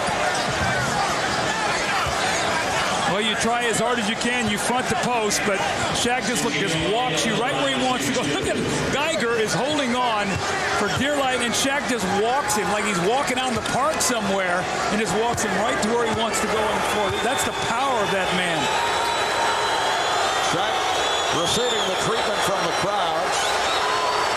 And that was almost an air ball. He's 6 of 11. At the line, Brian Shaw back. Kobe Bryant sits down. 5 3/10 seconds remaining in the half. And Shaq 8 for 9 in game 3. Struggling once again at the line, as he did the first 2 games. Shaq with the reverse. Marv, who's blocking out the shooter? That's Shaq. You got to block out the shooter. Here comes Snow with time running out. Fires for 3. The Los Angeles Lakers with a commanding 51-37 lead at the half. The largest deficit at halftime, with a team overcoming that deficit to win a game. As you see Shaq with a great play on the follow. Back in 1948, Baltimore beat Philadelphia after being down by 21. Right here, it's a 14-point margin. Let's go over to Jim Gray. All right, thank you very much, Marv. Kobe, was that the best defensive effort that the Lakers have had in the playoffs? Well, I would say so. I think our effort's been higher at times, but I think tonight we really executed what we needed to do. The easy baskets. Are you surprised that you guys have been able to find the cutters so easy? Teron, Lou, Horry, everybody seems to be getting involved. Harper. Well, I think the credit goes to our coaching staff for preparing us. You know, they prepare us so well. We know where the gaps are going to be before they actually open up. All right. Good luck in the second half. You're still talking about execution. Thank you. All right, back to you, Mark. All right, thanks, Jim. The Lakers 54% shooting in the first half, 20 of 37. Philly just 12 for 35, 34%. Allen Iverson only 4 out of 14. Shaq doing it again, 20 points, 11 rebounds. Kobe 3 for 6 for 6 points. Stay tuned for Net Zero at the half, plus a special live performance of Destiny's Child. We'll be back in a moment.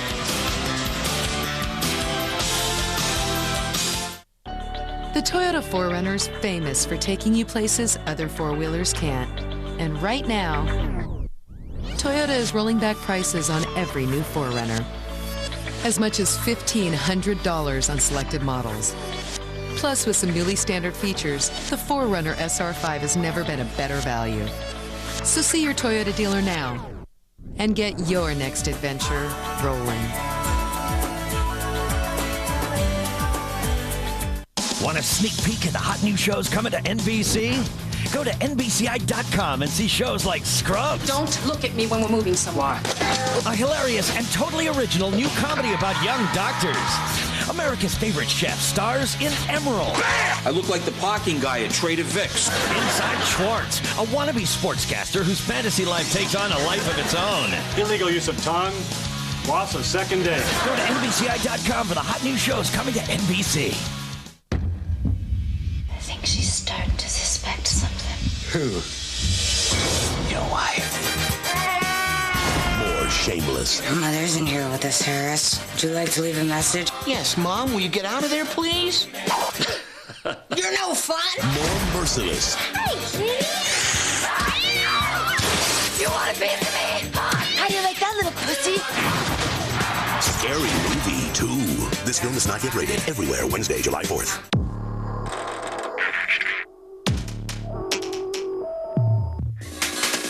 We test dehydration under extreme conditions. We test how the brain works when the body is fatigued. We test over and over in a real lab with real athletes with a very focused goal of improving athletic performance. It's called the Gatorade Sports Science Institute. You can look it up. Looking for new and different? NBC's got it. Every Monday, check out Fear Factor. Yeah! Critics are saying it's got more thrills, more laughs, and it makes Survivor competitions look like pin the tail on the donkey. Oh my God! Fear Factor, NBC every Monday at 8, 7 Central.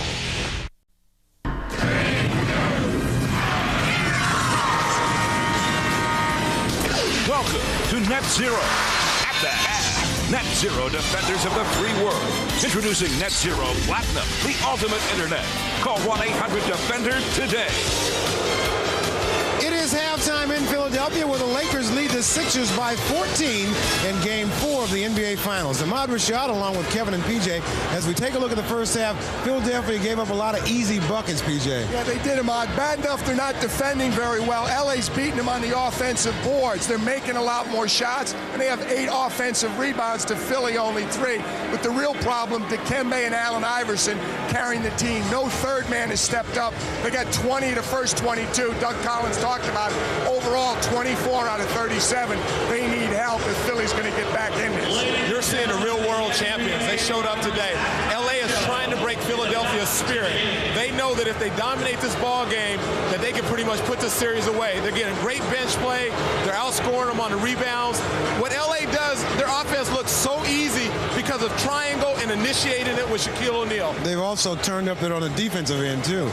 Tonight at halftime, it is a special live performance by Columbia recording sensation Destiny's Child. The group's latest CD, Survivor, debuted at #1, and right now, here they are.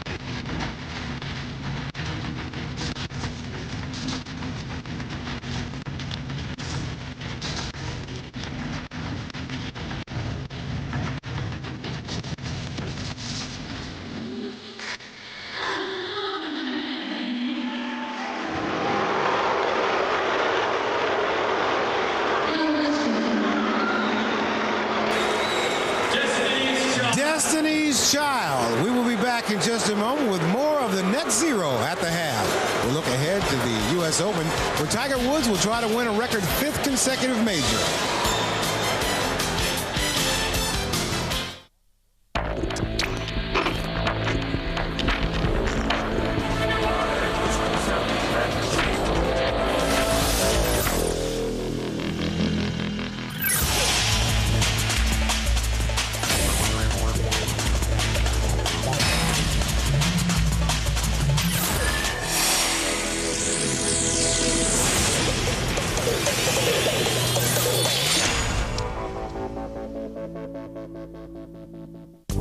How can we help our kids achieve? The answer is an open book. If you open up a book, you can go anywhere in this world you want to go. Whether it's a simple bedtime story, The book I have is called How Do Dinosaurs Say Goodnight? Or reading to others, they'll be captivated with every turn of the page. And with a click of a mouse, a computer becomes a portal to the world. So encourage a lifelong love of reading. Read to achieve. Everyone loves Shrek. Thank you very much. Newsweek proclaims it's smart, hilarious, and delightful. People magazine calls it monstrously clever. Yeah, you're gonna love it. Us Weekly says it's hilarious and brilliant. Rolling Stone raves it's a world-class charmer. You'll be a believer too. Mike Myers, Eddie Murphy, Cameron Diaz, John Lithgow. Shrek. What's not to like? Good question. Rated PG. Now playing everywhere. Go to Louisiana, see my Louisiana, sing Polly Willy Doodle all day. Oh, a grasshopper sitting on a railroad track, sing Polly Willy Doodle all day. Picking his teeth with a carpet tack, sing Polly Willy Doodle all day. Betty Will, Betty Will, Betty Will, my fairy fay. Go to Louisiana, see my Louisiana, sing Polly Willy Doodle all day. Now, Sprite.com makes it easier to buy just about anything you want. Under every cap is a free Sprite or Rocket Cash. Online money you can use through Sprite.com. Drink Sprite, get Rocket Cash. Buy what you want. Coming to NBC Tuesday, they're not your average parents. Hot double dog diggity. They're not your average teenagers. Bernie! Whoa, now wash my hands in there. And it's not your average high school. I see dead people. Go Fish. It's new, it's different, it's Tuesday on NBC.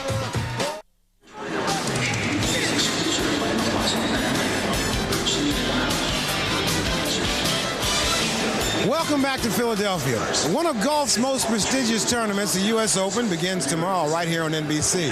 Tiger Woods will try to continue his winning streak of major championships. For a report, let's go to Dan Hicks in Tulsa, Oklahoma. Dan. Thanks, Ahmad. Late in the day at Southern Hills on the eve of the 101st U.S. Open. The top players in the world making their final preparations before first-round play begins tomorrow.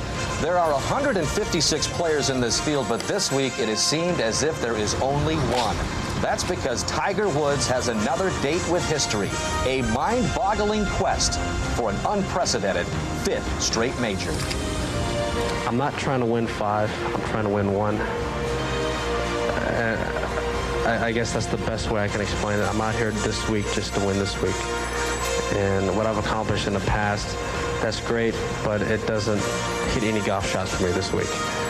Well, through all this hype, Johnny, and this is the latest example of it, Tiger making the cover of Newsweek magazine. Through all of it, he keeps it so simple. He does. It's really fun to watch this right now, but he is focused. In the last 4 majors that he's won, he's been 65 under par. Catch that, but it's going to be tough this week for him if he doesn't play his best golf, because this course is tough.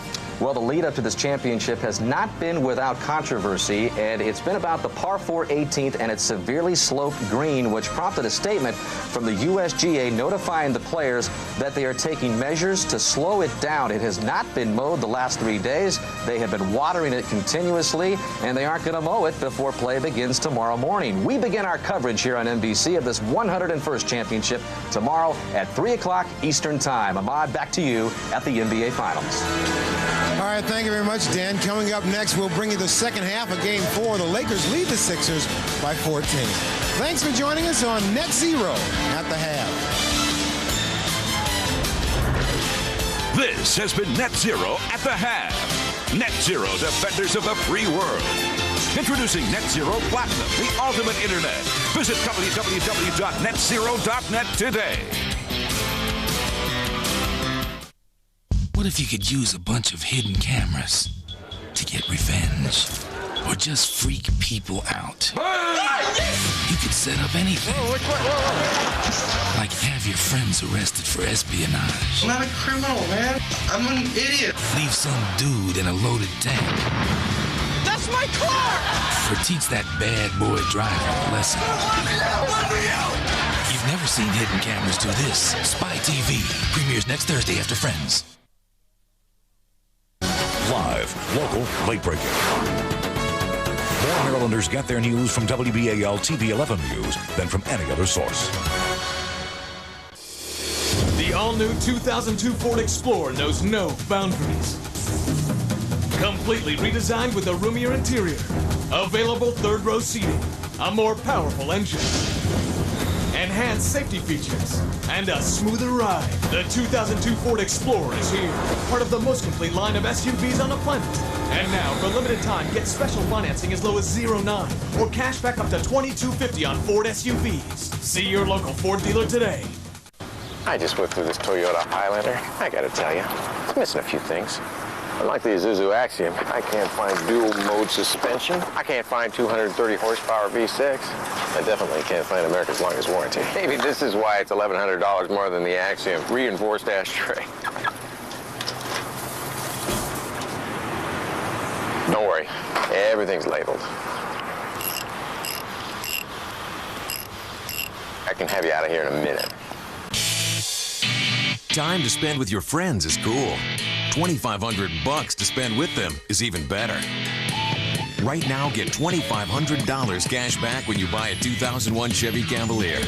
There are more Cavaliers on the road than any other small car. Look, when you're this smart, you can spend more time with your friends and less time in your wallet. But hurry, $2,500 cash back on Cavalier only lasts until July 2nd. Now at your Chevy dealer. We'll be there. Tomorrow on the 5 o'clock Health Alert with Donna Hamilton. Migraines and menstrual pain can be a debilitating combination. Learn about a new treatment for the pain. Tomorrow at 5. I'm here for the checkup. Bring your transmission to AMCO. Get a comprehensive annual transmission checkup.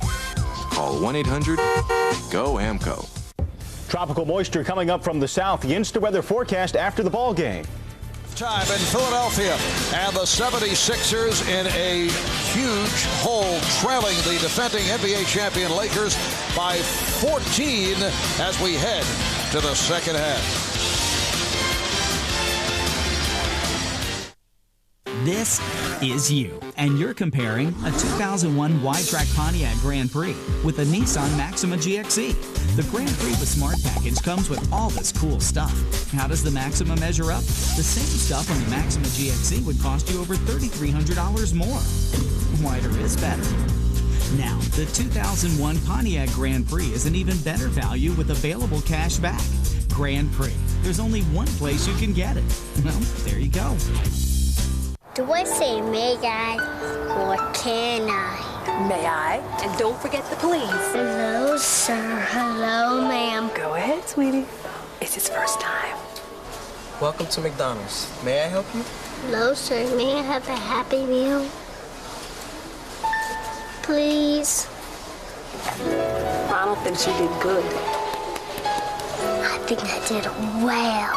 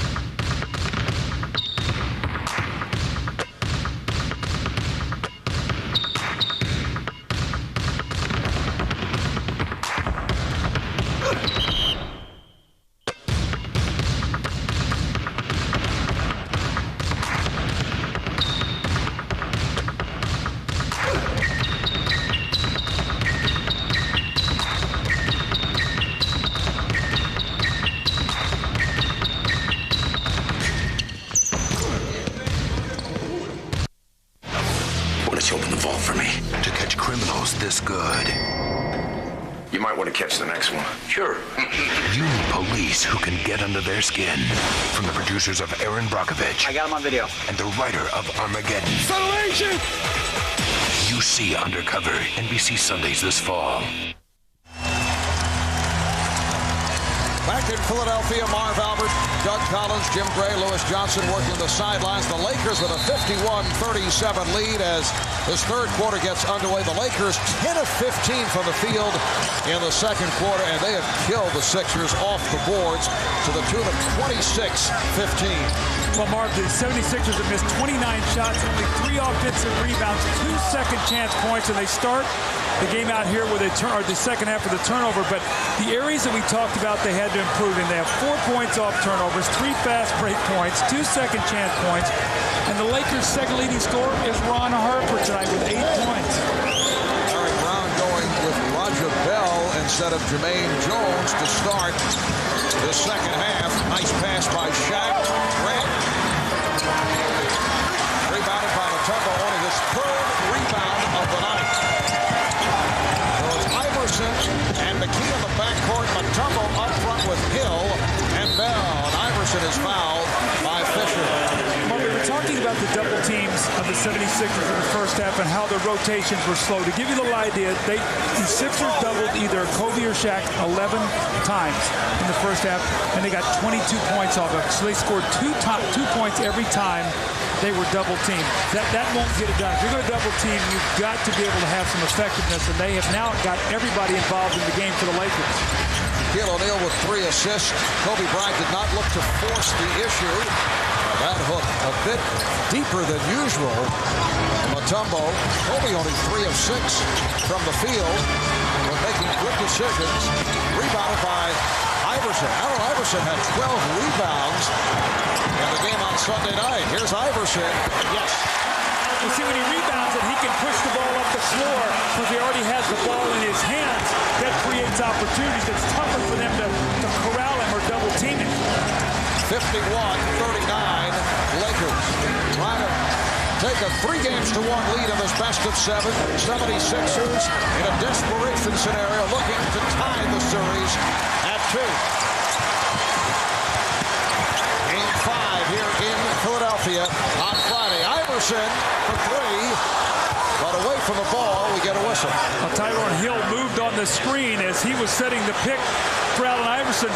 Larry Brown is upset at Tyrone Hill because he's not holding his screens.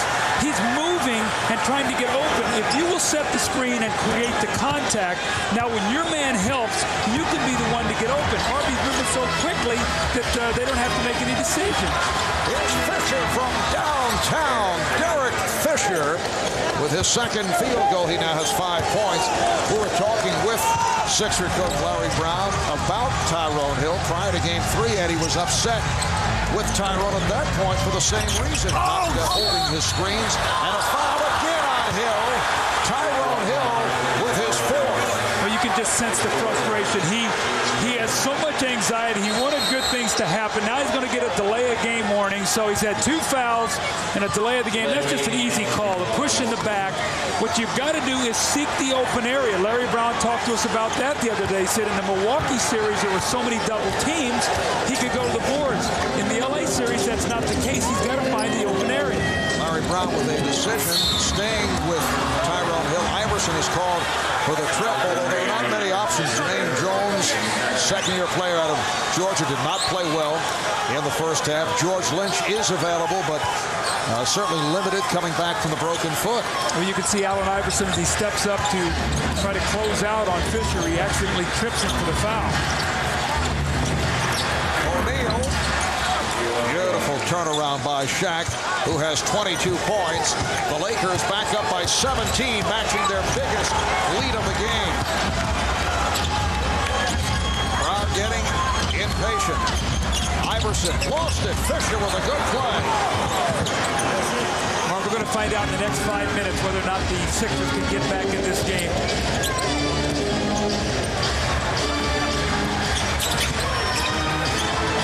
Roger Bell got a piece of it. No backcourt violation because Bell deflected it. Here's Kobe. Allen Iverson only 5 for 15. Nice lead for Bell, who is tripped up. Well, that's just what they need now. It looks like Roger Bell holding his left ankle. Gosh, with all the injuries, he's one guy who's been healthy and given them some energy off the bench. Starting here in the third period in place of Jermaine Jones, trying to give them some speed and quickness. It's a nice pass by Iverson, and let's watch as he starts to go up. Looked like Horace Grant accidentally bumped him. In many instances like that, you just roll that ankle over. Sometimes you tweak it and it hurts for a while, and then you can go about your business. Roger Bell has come back from a stress fracture in his left ankle and a broken right thumb. This back in his CBA and IBA days. And then was signed to that 10-day contract back in early April. Meanwhile, the Sixers continue to struggle at the foul line. They are now 14 for 21 from the line. Lakers lead by 16 points.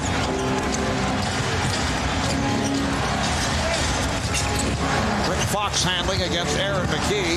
Matt Geiger making his way over to the scorer's table. Here's Fox getting the step.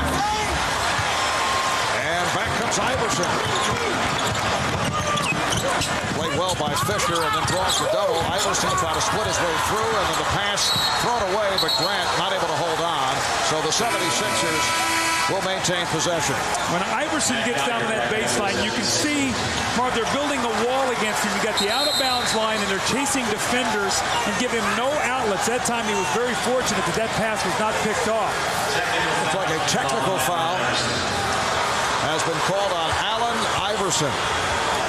Iverson had something to say to the official, Jack Neese, and is hit with the tee.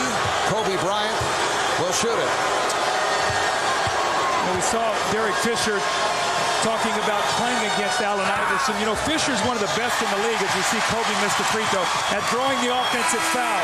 But he said it's very difficult because it's tough to play the angles and the speed on Iverson. But look how they wall him in. Look at this right here. Look at this. The three defensive guys, and here's the out-of-bounds line. There's absolutely no place for him to go. Gets hung in the air. Horace Grant steps out of bounds. So you can see the game plan. Get him on that baseline and smother him. That's the third technical foul of the series called on Iverson. Eric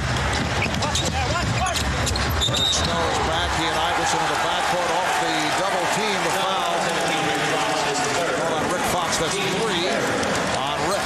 When you have guys out on the floor struggling, it gives the Lakers carte blanche to be able to run and trap Iverson. That's why they so desperately need that 4-man or 3-man, somebody to step up and make a shot. They're just leaving the man and going to trap Iverson. Here's McKee, who usually has been that third scorer. Matumbo. O'Neal looking for the steal on the overplay, and Matumbo was able to score. He has 13, and the Lakers now lead 56-42. Lakers got it going with an 11-0 run in the first quarter. They had a 17-point lead at one point in the second quarter. Shaq. Touched by the Sixers. Sort of a microcosm of the entire game. Looked like the Sixers had 3 guys around the ball and could not corral it. Shaq was able to pick it up, and then they knocked it out of bounds. So once again, it'll be the Lakers' possession with a new shot clock. O'Neal on the follow, and a foul. The Sixers are not able to do anything here tonight against Shaquille O'Neal. Geiger on the foul is third, and Shaq will go back to the line. He's just quicker to the ball. Now remember, all of the series that the 76ers have played in. Marv, they had a tough 7-game series against Toronto, then Milwaukee. They flew cross-country, started the series, finished the game on Friday night, and all-night flight to get back here on Saturday. They played on Sunday, and that starts to take its toll. This is where rest always helps versus rust.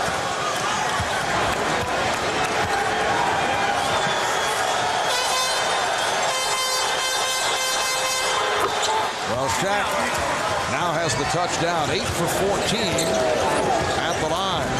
This is a Laker team that won 19 in a row, lost the opener of this series in overtime. That stopped the streak as they try to run the table in the postseason. Iverson, way off. Matumbo. Matumbo. And the Lakers now lead it by 14 points. But overall, have won 21 of their last 22. An amazing turnaround following the All-Star break. Phil, all season long, was looking for some momentum. Did not get it until he won the last 8 games of the regular season. Again, roaring into the playoffs as now Fisher's starting to get it the touch. But remember last year, Marv, they had stretches where they won like 16, 19, 11. They had like 3 stretches where they won 47 total games in a row. Nothing like that this year until they finished up with 8 in a row. Mike Geiger with his second field goal. Lakers 60 and the 76ers 46. Lakers went 56 and 26 during the regular season, second seed in the West, and a foul is called. It's on Snow. Los Angeles ended up 2 games behind San Antonio. They finished the regular season winning 8 straight, took the Pacific Division by 1 game over Sacramento.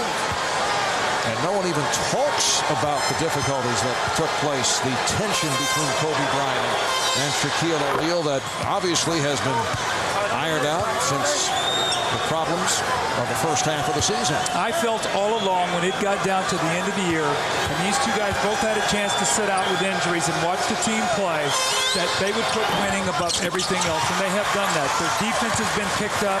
Their unselfish play, both of them in both areas of the floor, has picked up, and it's fed right into their teammates. Iverson.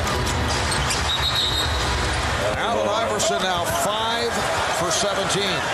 Not a night when he needed one of those tough shooting nights. We talked in our open log in game 1. He 18 of 41, shot above 40%, had the big 48-point game. Since then, he's been under 40%, and it really forced him to work hard. Here's Bryant, and draws the foul.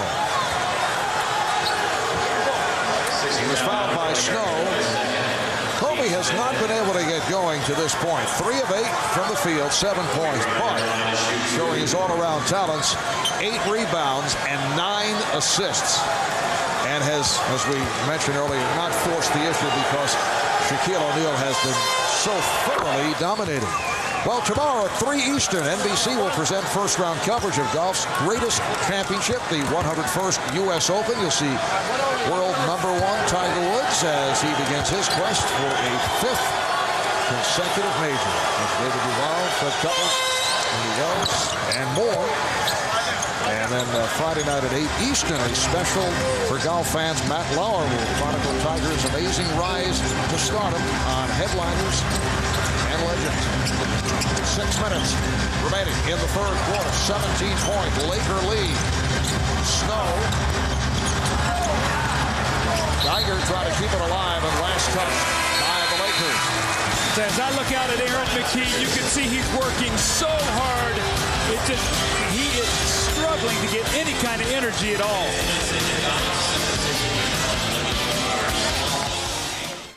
1 second. West throws it up. He makes it. The island was abandoned. The experiment was terminated. They thought nothing had survived. They were wrong. Oh my God.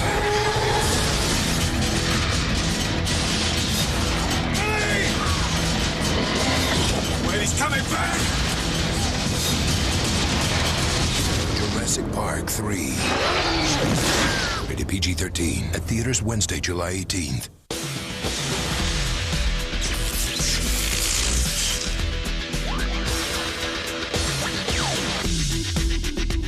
Introducing new Armor All Protectant Wipes. Armor All Shine and Protection, now in a wipe. What are you doing? What are you doing? What are you doing? I know what I'm doing. What are you doing? What are you doing? Watch my import. I'm going in. Go get a wildcat. What are you doing?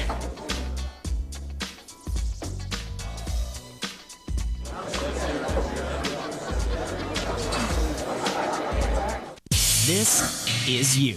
And you're comparing a 2001 Pontiac Grand Am with a Honda Accord. The Grand Am SE with the solid value package comes with all this cool stuff. The Accord? Well, to get the same stuff, you have to pay over $2,500 more. Grand Am does give you more thrills for your dollar. It's sporty, it's exciting, and now get cash back or low 0.9 APR financing on Grand Am. See dealer for residency and other restrictions. Grand Am, this is where you get it. Well, there you go. Leon? Why are the lights off? Because tonight at IBM.com, I'm proving how cool the ThinkPad X series is. Check this out. It's got this little keyboard light, so when you're on the night flight to Kuala Lumpur, you can work in the dark. It's only about 3 pounds, little more than an inch thick, Intel Pentium 3 processor. It proves once again IBM.com is the place to get cool stuff. I'm gonna turn the lights on so I can see the whole thing. What's with the jammies? Do you think these make me look fat? The NBA on NBC is brought to you by the Wide Track Grand Prix by Pontiac. Wider is better. By Budweiser. With a crisp, clean, refreshing taste you'll find at no other beer. This Bud's for you. By NikeBasketball.com. And by McDonald's. We love to see you smile. Beautiful 85-degree day here in the city of brotherly love. And over the past 75 years, millions of people have watched the Goodyear Blitz hovering over special events. The Goodyear Tire and Rubber Company has dispatched the Spirit of Goodyear to Philadelphia to carry on that proud tradition. Allen Iverson just 5 for 17 from the field. Well, when you take a look at how hard they're making him work, they're running him into double teams. He's coming off screens. They're running a shot blocker over. They're contesting every one of his shots. Goes baseline watch. They'll get a hand in his face. Try to keep him off that free throw line, and anytime he penetrates, you see 1-2 guys getting hands in his face to contest every shot. And when you go back through this series, you're going to see tonight 5 of 17. But Marvin, the first half of game 1, he was 11 for 24. Since that point in time, he's 34 for 93. They really have locked into him and forced him to take tough shots.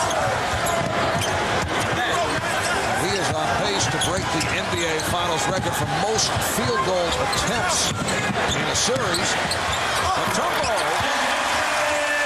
In a 5-game series, Jerry West has the record 139 shots.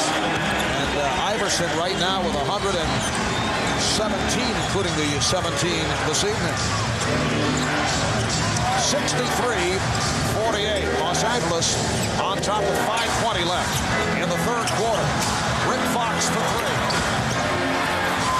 Dikembe Mutombo on the rebound. Oh, you got to give Dikembe a lot of credit, Mark. He is playing his heart out tonight. Oh, Kobe Bryant with the rejection. Dikembe has been terrific. He just has not had much help. Iverson is cold, and nobody else. Aaron McKee, nobody can find a way to get the ball in the basket.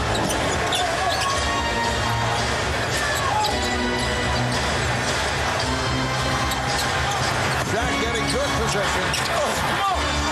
And again, Mutombo on the rebound. Iverson. Hesitation move by Iverson. Look out. Shaquille O'Neal and Matt Geiger getting involved. And the foul on Geiger, his 4th. Well, once again, Iverson gets around Fisher, but watch right here at the last minute. Watch Horace Grant come over, force him to double clutch that shot and take a much more difficult shot. Geiger over the back for the loose ball foul. But Mark, every shot that Iverson's taking, either a big guy, somebody's running at him. Sometimes he has 2 guys getting a hand in his face. He is not getting anything easy all night long. Sixers just 17 of 47 from the field, 36%.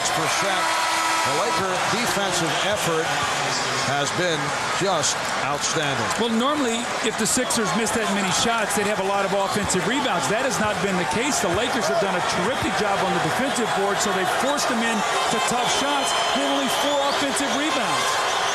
Roger Bell apparently all right. Back on the floor, replacing Aaron McKee.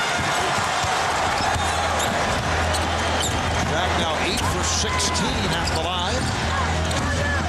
Snow cut off by Fox, doing a nice job at allowing the dribble penetration.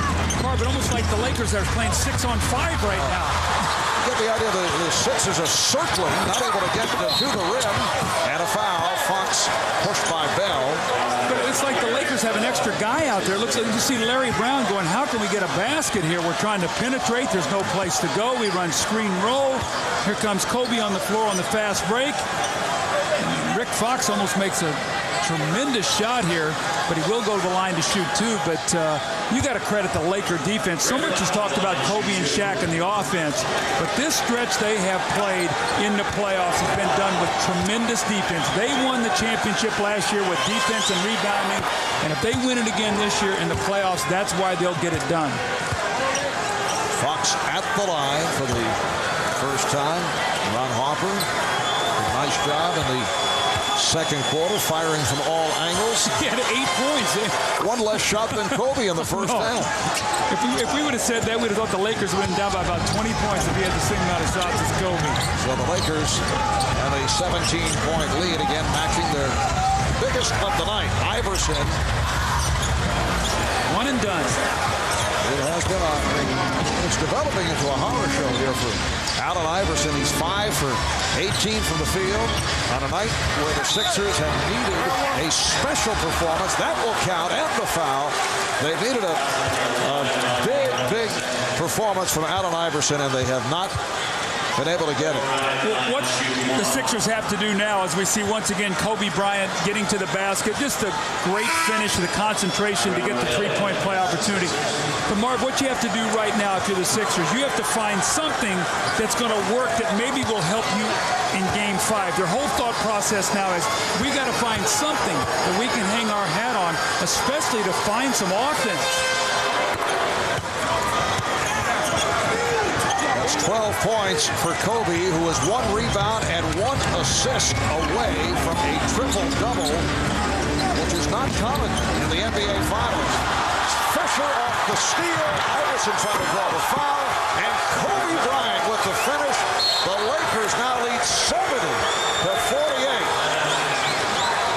The Lakers have not played like this since games 3 and 4 against the San Antonio Spurs in the Western Conference Final Series. Well, they had 10 days off, and they got a little bit rusty.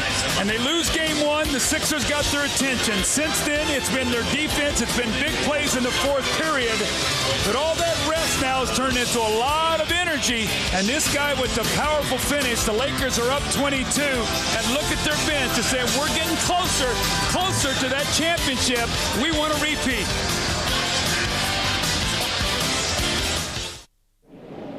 What the heck is going on down here? Am I in the right place? I thought it would be hotter. How is this possible? Wow, Jim Young actually bought a round? Jim! Thought you'd never see the day? Grab a Miller Lite. It's Miller time.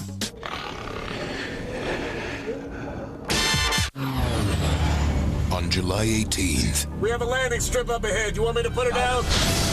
new island, Dr. Graham, you should come look at this. new species, What was that? It's a Tyrannosaurus. It sounds bigger. new danger. It's a bird cage. For what? Jurassic Park 3. Rated PG-13 at theaters Wednesday, July 18th. $1 billion. That's how much Oracle saved in 1 year using its own e-business software. How much will you save? Oracle. Software powers the internet. Other airline credit cards give you 1 mile for every dollar you spend. But only the Delta SkyMiles credit card from American Express gives you that. Plus, you'll always get double miles at supermarkets, drugstores, and on Delta tickets. On top of 5,000 bonus miles just for getting the card. Watch how quickly all those extra miles add up to your free vacation travel. We can't say the Delta SkyMiles credit card is twice as good as other airline credit cards, but you might. Call 1-800-SkyMiles to apply now. Engineer Chuck Bazina believes a truck should know the difference between a 2-year-old kid and a half-ton of pig iron. For the GMC Sierra, his team developed a system that comprehends weight and balances braking, designed to give the driver unsurpassed control. From professional-grade people come professional-grade trucks. Now get $500 customer cash on 2001 Sierra half-ton extended cabs.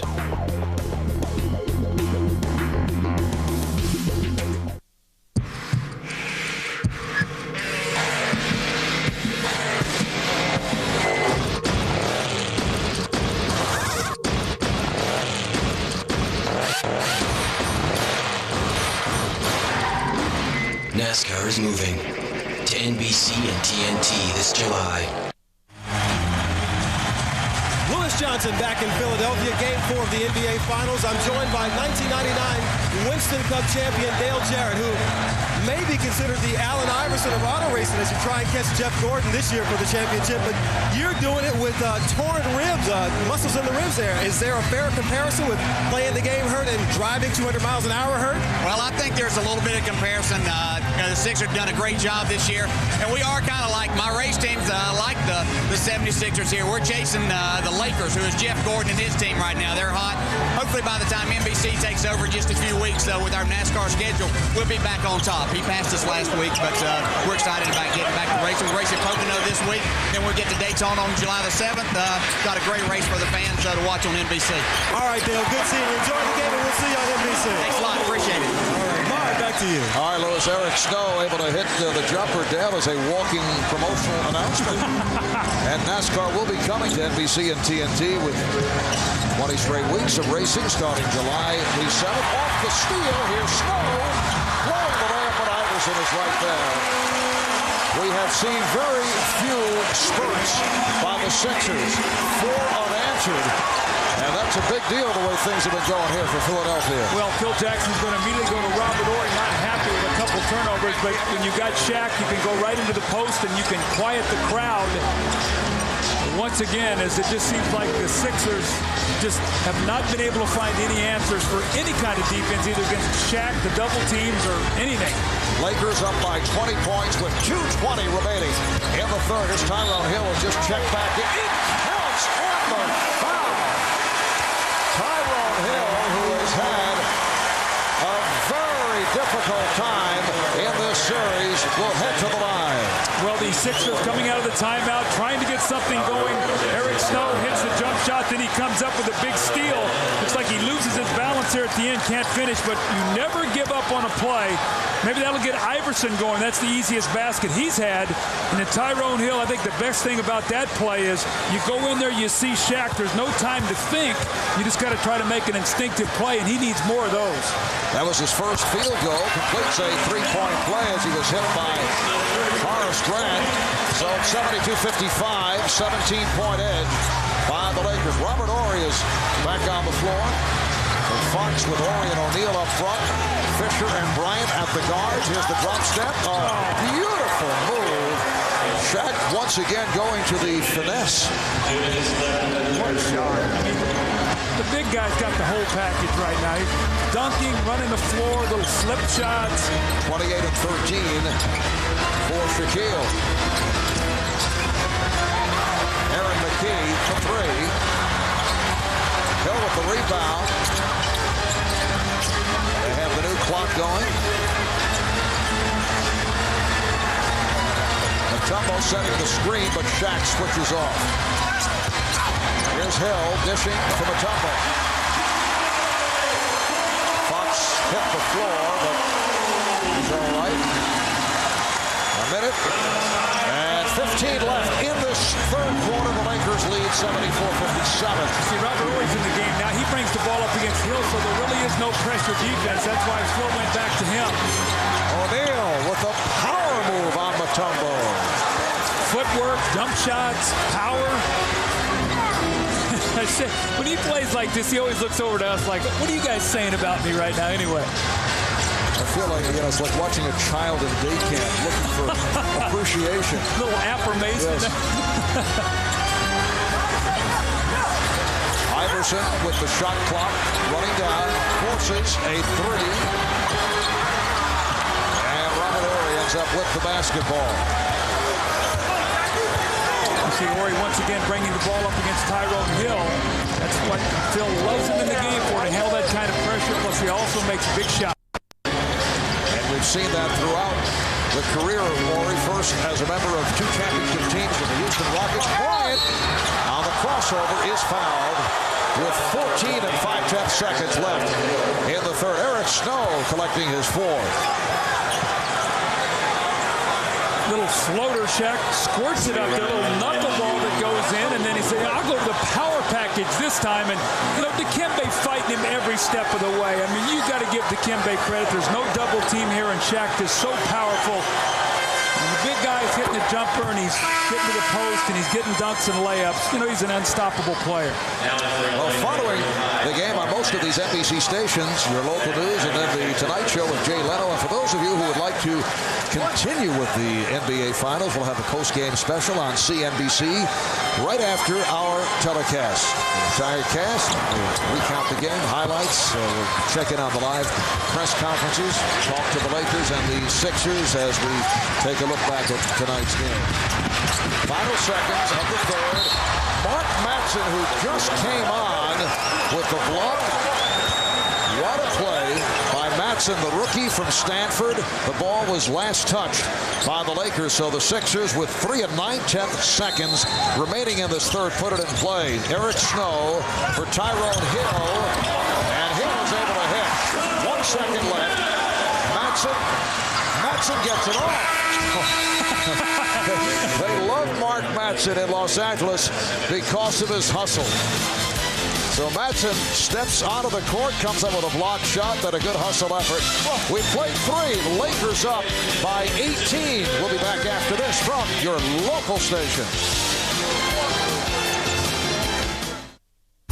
Engineer Chuck Bazzina believes a truck should know the difference between a 2-year-old kid and a half-ton of pig iron.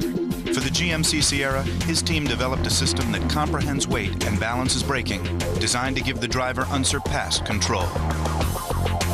From professional-grade people come professional-grade trucks. Now get $500 customer cash on 2001 Sierra half-ton extended cabs.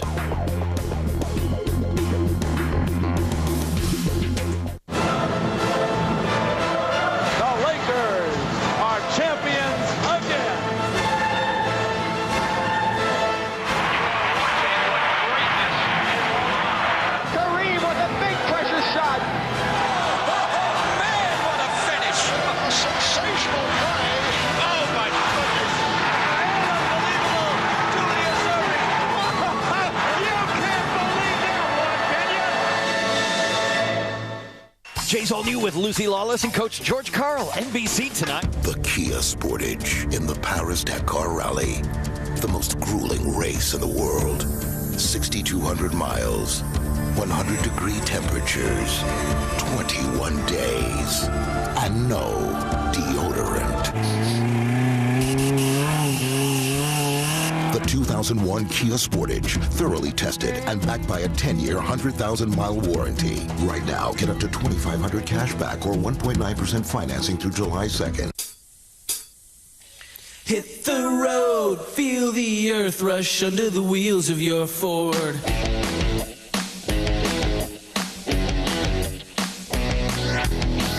Ford Focus, one of current drivers' 10 best. Ford Mustang, an American legend. 2.9% financing or up to $1,000 cash back, which can be used as a down payment. Visit your local Ford dealer today. Information on 2 child's toys being recalled. Details tonight. The Basketball Association is intended solely for the entertainment of our audience. And any retransmission, reproduction, rebroadcast, or other dissemination or use of this telecast, or of the pictures, descriptions, or accounts of this game without the express written consent of the National Basketball Association is prohibited. The Lakers have held these Sixers to 59 points on 35% shooting, and how have they done it? Look at this. Wherever they go, it's like 2 defenders on the ball. As Eric Snow penetrates, and you're going to see once again, as Bell comes off, 2 guys once again waiting there to trap the basketball, suffocating defense. That's what has got the Lakers this big lead. And watch now, Horace Grant switches off on a smaller player and blocks the shot. Marvin, that sequence I talked about, it seemed like the Lakers almost had 6 players out there on defense as the Sixers have just not been able to find any cracks at all in that defense. And if they do, you got Kobe or Shaq waiting back there at the back end of the defense either for a steal or a block shot. Fourth quarter is underway. The Lakers shooting 51% from the field. Here's Kobe Bryant.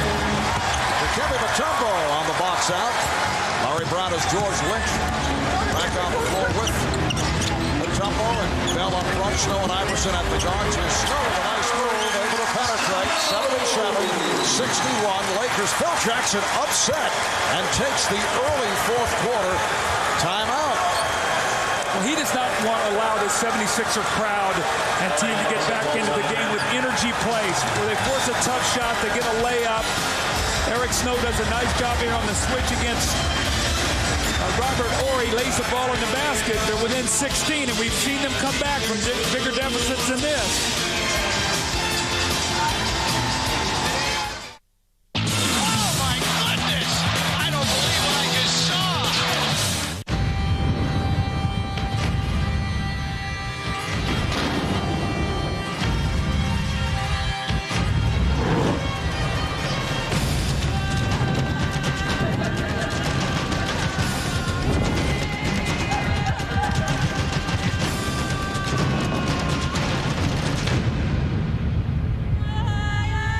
The 240 horsepower Nissan Pathfinder.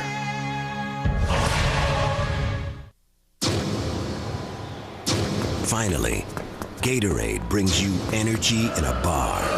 The Gatorade Energy Bar. Energy to burn. What burns inside you? I'll have a fresh salad, please. Fresh salad. Some places make salads that just sit around. Not Wendy's. Our 99-cent side salad and Caesar side salad are made fresh all day, every day. Put it back. Welcome to the summer of 99 cents. A mystery buried in time You ever heard of the Clock of Ages? will unlock the door to the future. You can build, destroy, move back and forth through time. This summer, the fate of mankind will rest in the hands of one. Don't stop. This Friday, the biggest adventure of the summer begins.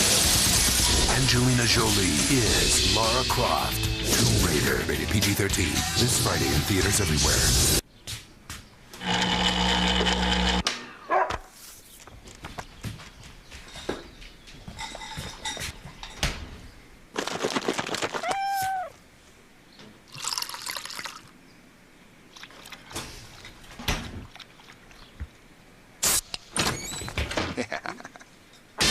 Calling a few pals? Grab a Miller Lite. It's Miller time.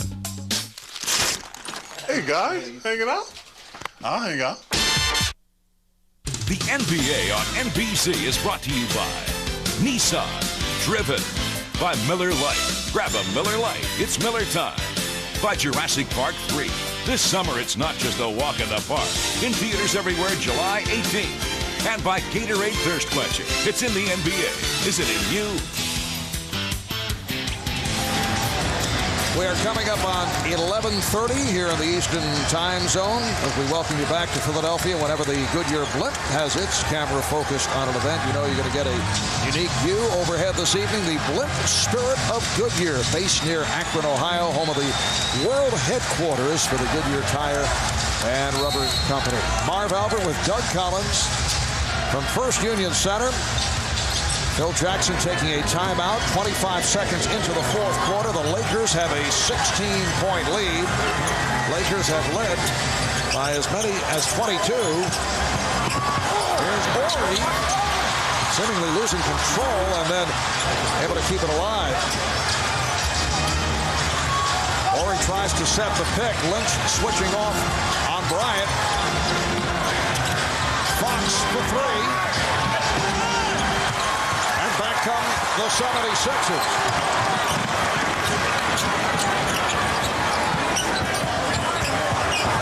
Fisher all over Iverson. Iverson challenging Horry. Yes! And it got it. That could be a very big bucket. Here they come again. You know they're not going to go away. And Phil Jackson knows that too. He's coming back in with Shaq. But Iverson Iverson, just a little step is all he needs. He feels the bump, and then when he hears the whistle, that's when you really have to concentrate and get greedy and think about, I need a three-point play here. Now he has that opportunity, but Shaq once again getting ready to come right back into the game. Phil Jackson does not want this lead to slip away. It's down to 14. Aaron McKee is back for Roger Bell. Let's check in with Lewis Johnson. Well, Marv, Philadelphia just trying to find a way to get back in this game. During the last timeout, right at the end of the timeout, Eric Snow looked at everybody and said, hey, we're just down 16 points. But then Larry Brown came back and said, forget the score. Do the best you can and simply play hard, and we'll find a way to get back. Marv? Well, it's a 14-point lead right now. Minute and a half gone by on the fourth. Fisher for three. And Shaq on the rebound. Lynch got a piece of it. Snow for McKee for Iverson. And last touch by the Lakers. Well, George Lynch seeing his first action since back on May the 13th. He's been out with that broken bone on his left foot, has made some contributions. We saw that just a moment ago. Well, they want him out there to, deflect some passes, get some rebounds, get the passing lanes. Iverson trying to get hot here as he knocks in the jumper. Remember, Phil Jackson told us after game one, he said the Sixers don't play the score, they play the clock, and there's still 10 minutes to go. And 8:01 for the 76ers. O'Neal.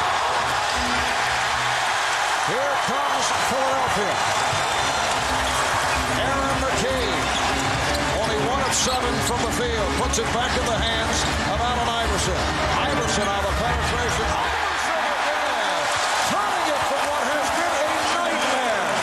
Allen Iverson catching fire, as have the Sixers. They are within 10 with 9.5 remaining in the fourth quarter. Foul is called on Lynch. When you play against a team like Philadelphia and you're coaching, you keep telling guys, we can't let up. We can't let them have any spurts. And you start the fourth period, you come out a little nonchalant, and they make you pay immediately for it. Iverson getting hot at the right time. Mark, we know this guy's capable. Remember against Milwaukee now, in Game 6, they were down 33 points. He had a 26-point fourth quarter and almost helped his team pull out the win. Iverson's hit his last 3 shots. Teron Lowe for 3. Iverson on the loose ball. Iverson stutter step. Iverson squeezes it to Hill. Tyrone Hill brings the Sixers within 8. And Phil will not call timeout. He's going to say, you know what, guys, get through it. This is what Phil likes to do. Do you have the poise to play through this? Bryant's pass deflected short. Here comes McKee. McKee is fouled. And this crowd is in a frenzy. Mark, where did this energy come from? It looked like they were absolutely dead in the water. Iverson with a sensational pass, and Tyrone Hill coming alive just at the right time. Their defense is getting stops. They're running. Aaron McKee's finding a second wind. He gets to the basket, and Allen Iverson, look at him, and says, guys, we're right there. We're right there now. They played uphill the entire night. And this is in the fourth period, Mark. We talked about in the open. Well, they have the legs now to finish. Have they expended all this kind of energy to try to get back into this game? Can they make critical free throws? Can they make shots? The 76ers only 15 of 24 from the line. Kobe Bryant sits down. Lakers have missed their last 6 shots. Philadelphia with a 21-7 run after trailing 70-48. It's a 7-point game. They scored 11 points in a little over 3 minutes. They had 59 at the end of 3. Shaq gets position. O'Neal. So Shaq goes back to the power move. They have to take fouls there, whether it be McKee. You can't slap at him. You've got to grab him around with both arms and take that dunk away. Marvin, make him make some free throws. He has not shot his free throws well tonight. 32 points for Shaquille O'Neal. Iverson. Hill with the rebound, but pushed by Hopper, who had just made his return. Now watch where Shaq gets it. At this point in time, you got to grab him. You can't reach in there. You can't tap around with it. You got to grab him, take the foul, and make him make some free throws. Make it become a free throw shooting contest here. 13 foul committed by the Lakers. Philadelphia with just one. Tyrone Hill had a notion. Aaron McKee for three. And Tyronn Lue is out of it. Aaron McKee just 1 of 8 from the field. Lue played by Hill on a switch. Where's the mismatch? Oh, Iverson from the blind side nearly stripped Shaq. Shaw for three. And Bryant Shaw once again comes up with a clutch field goal from downtown. How fragile it all is. If McKee's shots goes, it's a 6-point game. It doesn't, Shaw does, and it's back to 12. 82-70 Lakers. Iverson. And a loose ball foul, says Hugh Evans. Foul on Hill, that's number 5.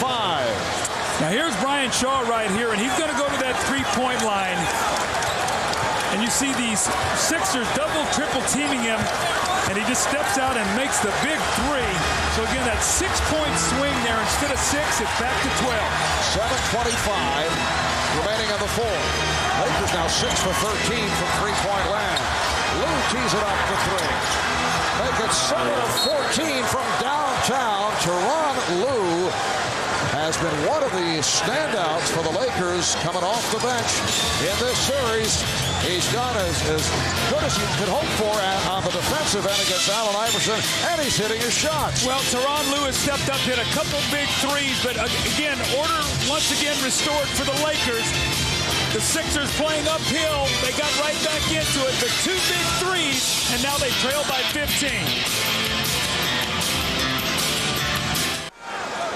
During the timeout, Laker assistant coach Jim Clemens hit with a technical foul. Had a bit too much to say to one of the officials. Jim Clemens, who took over from Phil Jackson back in Game 2 of the San Antonio series when Phil was ejected and the Lakers went on to beat the Spurs. Well, he was happy they got the win that night, but I remember reading at his press conference, he said, Phil, don't do that again. Don't leave me there against San Antonio, in San Antonio like that. But that was maybe the win that really vaulted them to where they are right now. They took that 2-0 lead, and they really have not looked back. Iverson. Hopper on the rebound. A free throw by Iverson, stopping an 8-0 run by the Lakers. The 76ers had cut into that 22-point lead. They had it down to 7. Right now, the Lakers up by 14 with just under 7 minutes remaining in the 4th quarter. Hopper. And Horry for 3. Again!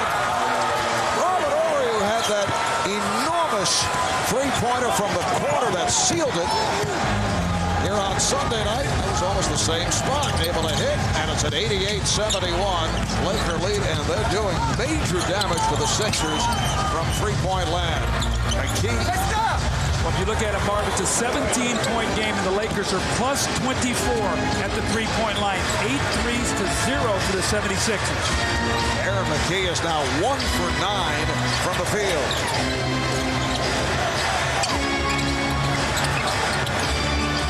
Shot clock at 5. Last touch by McKee. Last touch by Lue, and the ball will go back to Philadelphia. I really feel for Aaron McKee. I had a chance to coach him in Detroit. He went to high school here in Philadelphia, went to college at Temple, lived to this moment to be in the finals, and he is just out of gas right now with all the injuries. It's a shame here because you know how badly Marv, he wants to play well here at home.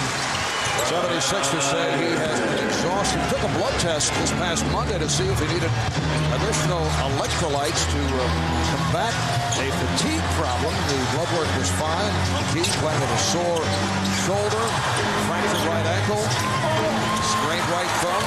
Said he'd be ready, but he's not on his game. He's so effective the earlier rounds in the playoffs, but has not been able to do it at the offensive end. Well, not only that, but you're asking him to guard Kobe Bryant and spend that kind of energy also. So he's spinning it on both ends of the floor, and you ask him to try to score. It's just not there for him.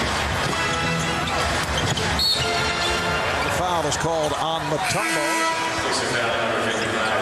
Philadelphia with their 13th foul. For Dikembe, that is his third. Roger Bell makes his return. Rodney Buford is on the floor for the first time. Aaron McKee will sit down. So the 76ers with a small lineup going with 4 guards and Dikembe Mutombo. Well, it's interesting. Kobe Bryant sat down when the Sixers were on this little run. I think Phil was upset at him. He had taken a couple tough shots, looking to maybe be a little bit more offensive-minded without Shaq in there, but he's rested and coming back in now. Let's see how he closes the game out. Here's O'Neal. Buford with the rebound.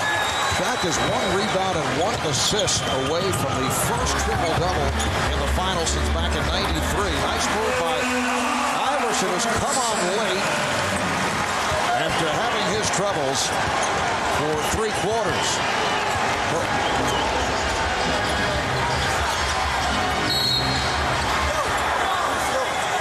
And the foul is called. And that's number 4 on Mutombo. Did I say Shaq was a rebound and assist away from triple-double? Kobe Bryant with 9 rebounds, 9 assists, and 15 points is closing in on a triple-double. Scottie Pippen and Charles Barkley both had triple-doubles back in the '93 Chicago Phoenix final. 25 triple-doubles by 13 different players in the history of the finals, and Bryant shaken up as he draws the foul. That's 5 on Mutombo. Well, Kobe went in there and he was trying to float one over Mutombo. Mutombo tried to block it, and his momentum just took him right through Kobe's body. Dikembe said, you know, you're going to come in here, you're going to pay a little bit for that. Watch this now as he goes inside. Rich Mutombo comes over, and he punches him right there at the finish of that shot. Right there as he comes down on top of him. Remember now, Kobe had those sore ribs, you know, early in the season that he struggled with. Or I guess late in the season, I should say. Kobe just 5 for 9 at the line. Usually a excellent foul shooter. There's McKee checking back in.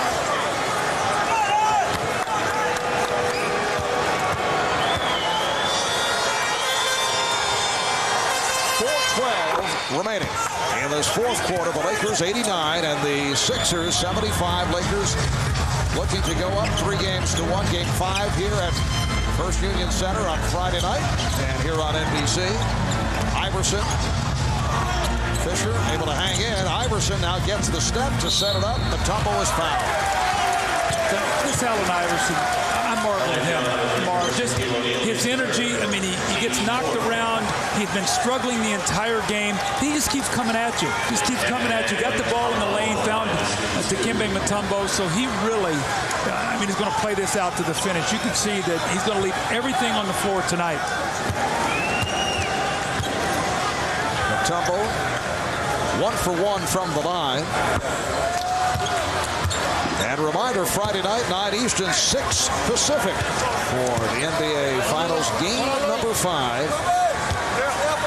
Right here on NBC. Friday night at 9 in the East, 6 on the West Coast. Horry with the good play to block out Snow. Bryant able to come away with that loose ball. Under 4 remaining in the fourth quarter. Ron Harper getting lots of playing time tonight. Shaq, 34 points for Shaquille O'Neal, along with 14 rebounds and 4 assists. Another magnificent game for Shaquille. Eric Snow able to put it down. Lakers now lead 91-77. Shaq set the tone in the first period, though. Marty got easy baskets. He got to the lane, inside the lane, had dunks, and he's never looked back the entire evening.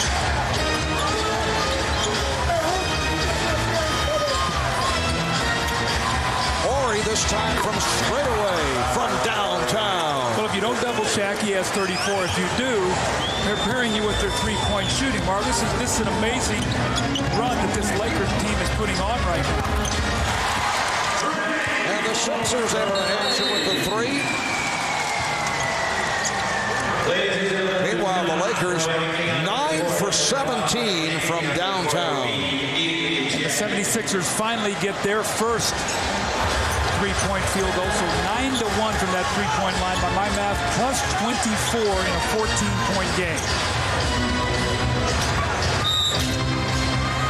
Bombing violation called by Jack Neese. Kobe can't believe it.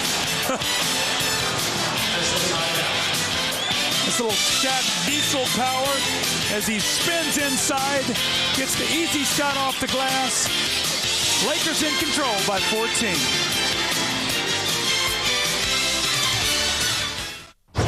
We found it. We're closing in on the life form. An ancient truth. Dr. Ross has opened the door for us. An eternal mystery. I don't see how any living thing could survive out here. An experience unlike any you've ever seen. Oh my God. This summer. What is that? Look out! Discover the ultimate power of Final Fantasy. The Spirits Within. Rated PG-13. Opens everywhere July 11th.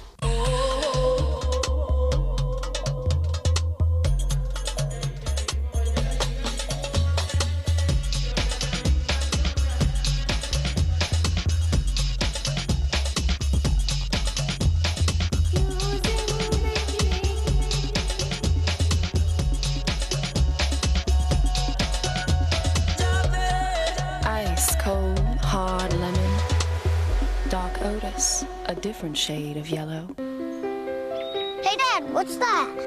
That's a pink flamingo. What's that? Bullfrog. What's that? That, son, is a Chevy Monte Carlo. If you want to see 700 horses under a hood, spend a day by the lake on the famous Daytona infield, but bring your Visa card, because you won't get in with American Express. Isn't nature great? Visa, it's every...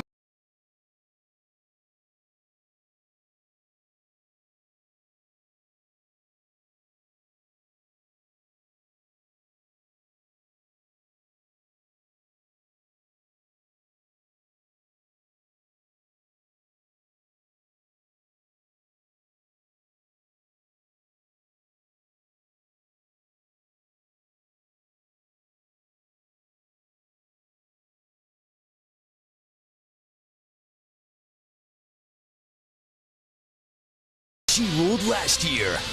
Who ruled this year? Wimbledon rules. The U.S. Open begins Thursday at 3 Eastern, featuring Woods, Duval, Couples, Els, Price, and more. The U.S. Open on NBC. Led by Robert Horry, the Lakers going at a blistering pace from three-point land in the fourth quarter. 11 of 21 in the series, 4 of 8 tonight. And Horry has hit his last 6 three-point attempts. Iverson will head to the line. In the series, 7 for 10 from downtown by Robert Horry.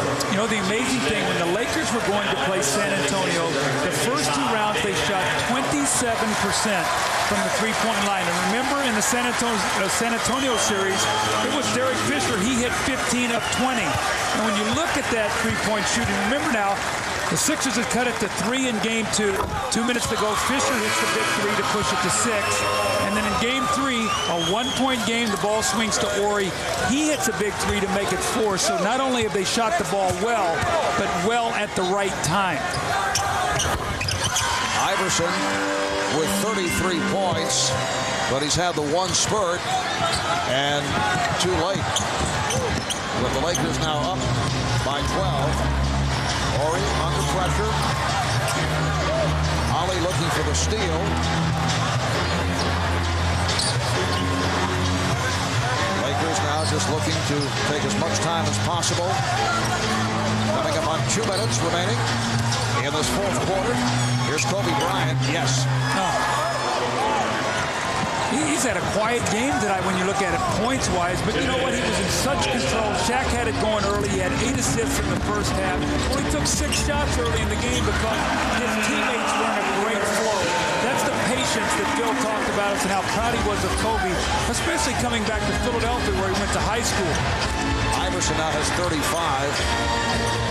Kobe Bryant, 18 points, 10 rebounds, 9 assists. So 1 assist away from a triple-double, which would be the first since 93.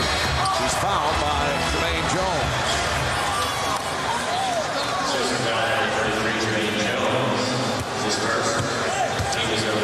All right, during the timeout just a moment ago, here's Larry Brown talking to his team.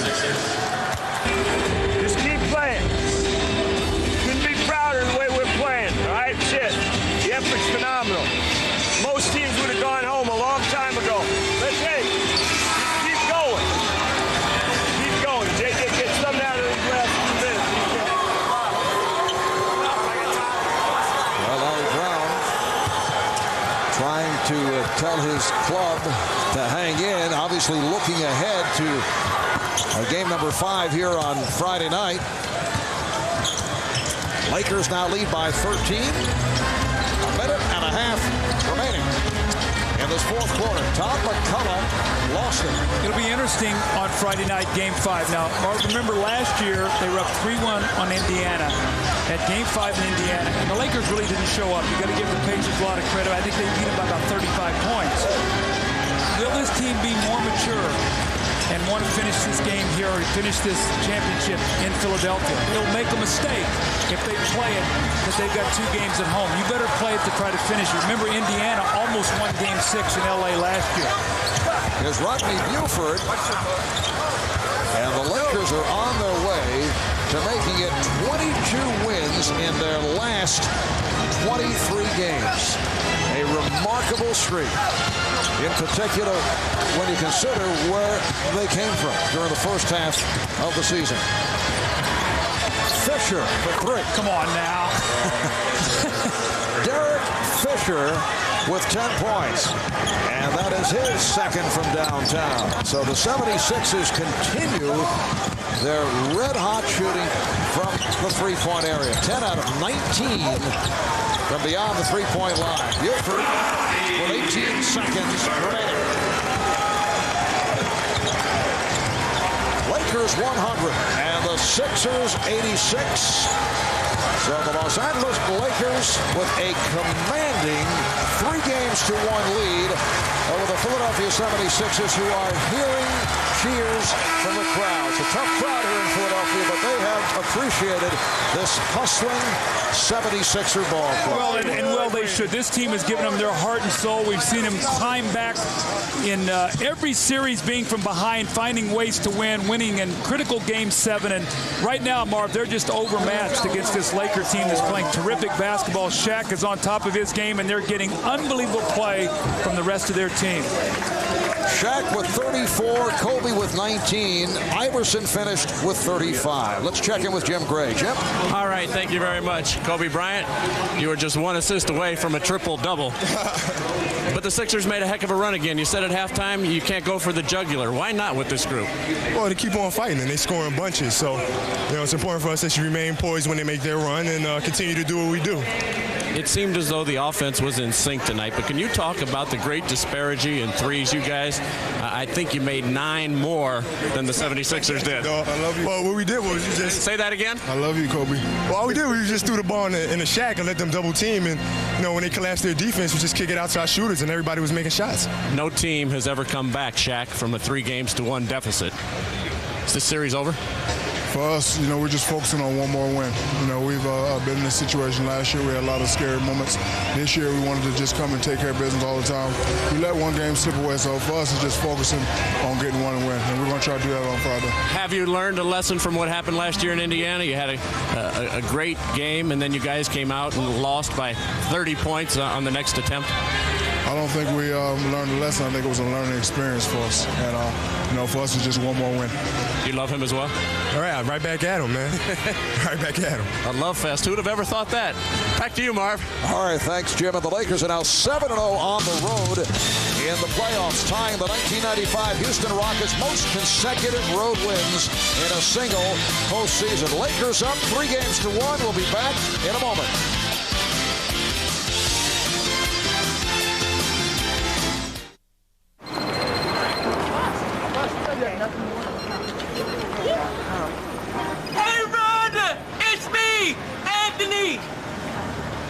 together later.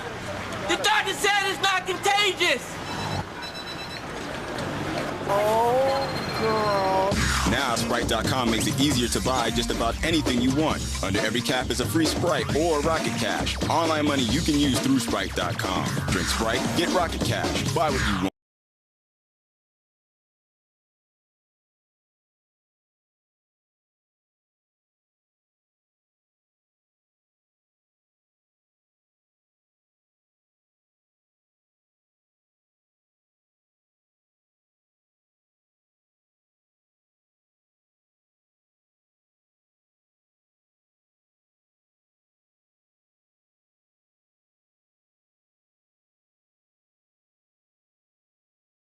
This company was showing its age, but it discovered a new market opportunity. Alas, its data was locked in systems that were showing their age too. The company feared they would have to replace the systems. Instead, their new software allowed them to quickly transform them. The software is neither humble nor vain with its facelift. Always adaptable and eternally youthful. Enterprise software from Microsoft. Come in, over. Mayday! Mayday! Where am I? On July 27th. How the hell did these monkeys get like this? From the director of Batman. Bow your head! Sleepy Hollow. Comes a world that defies the rules. And an adventure that rules the planet. Kill them all. Planet of the Apes. July 27th, only in theaters. Looking for new and different? NBC's got it.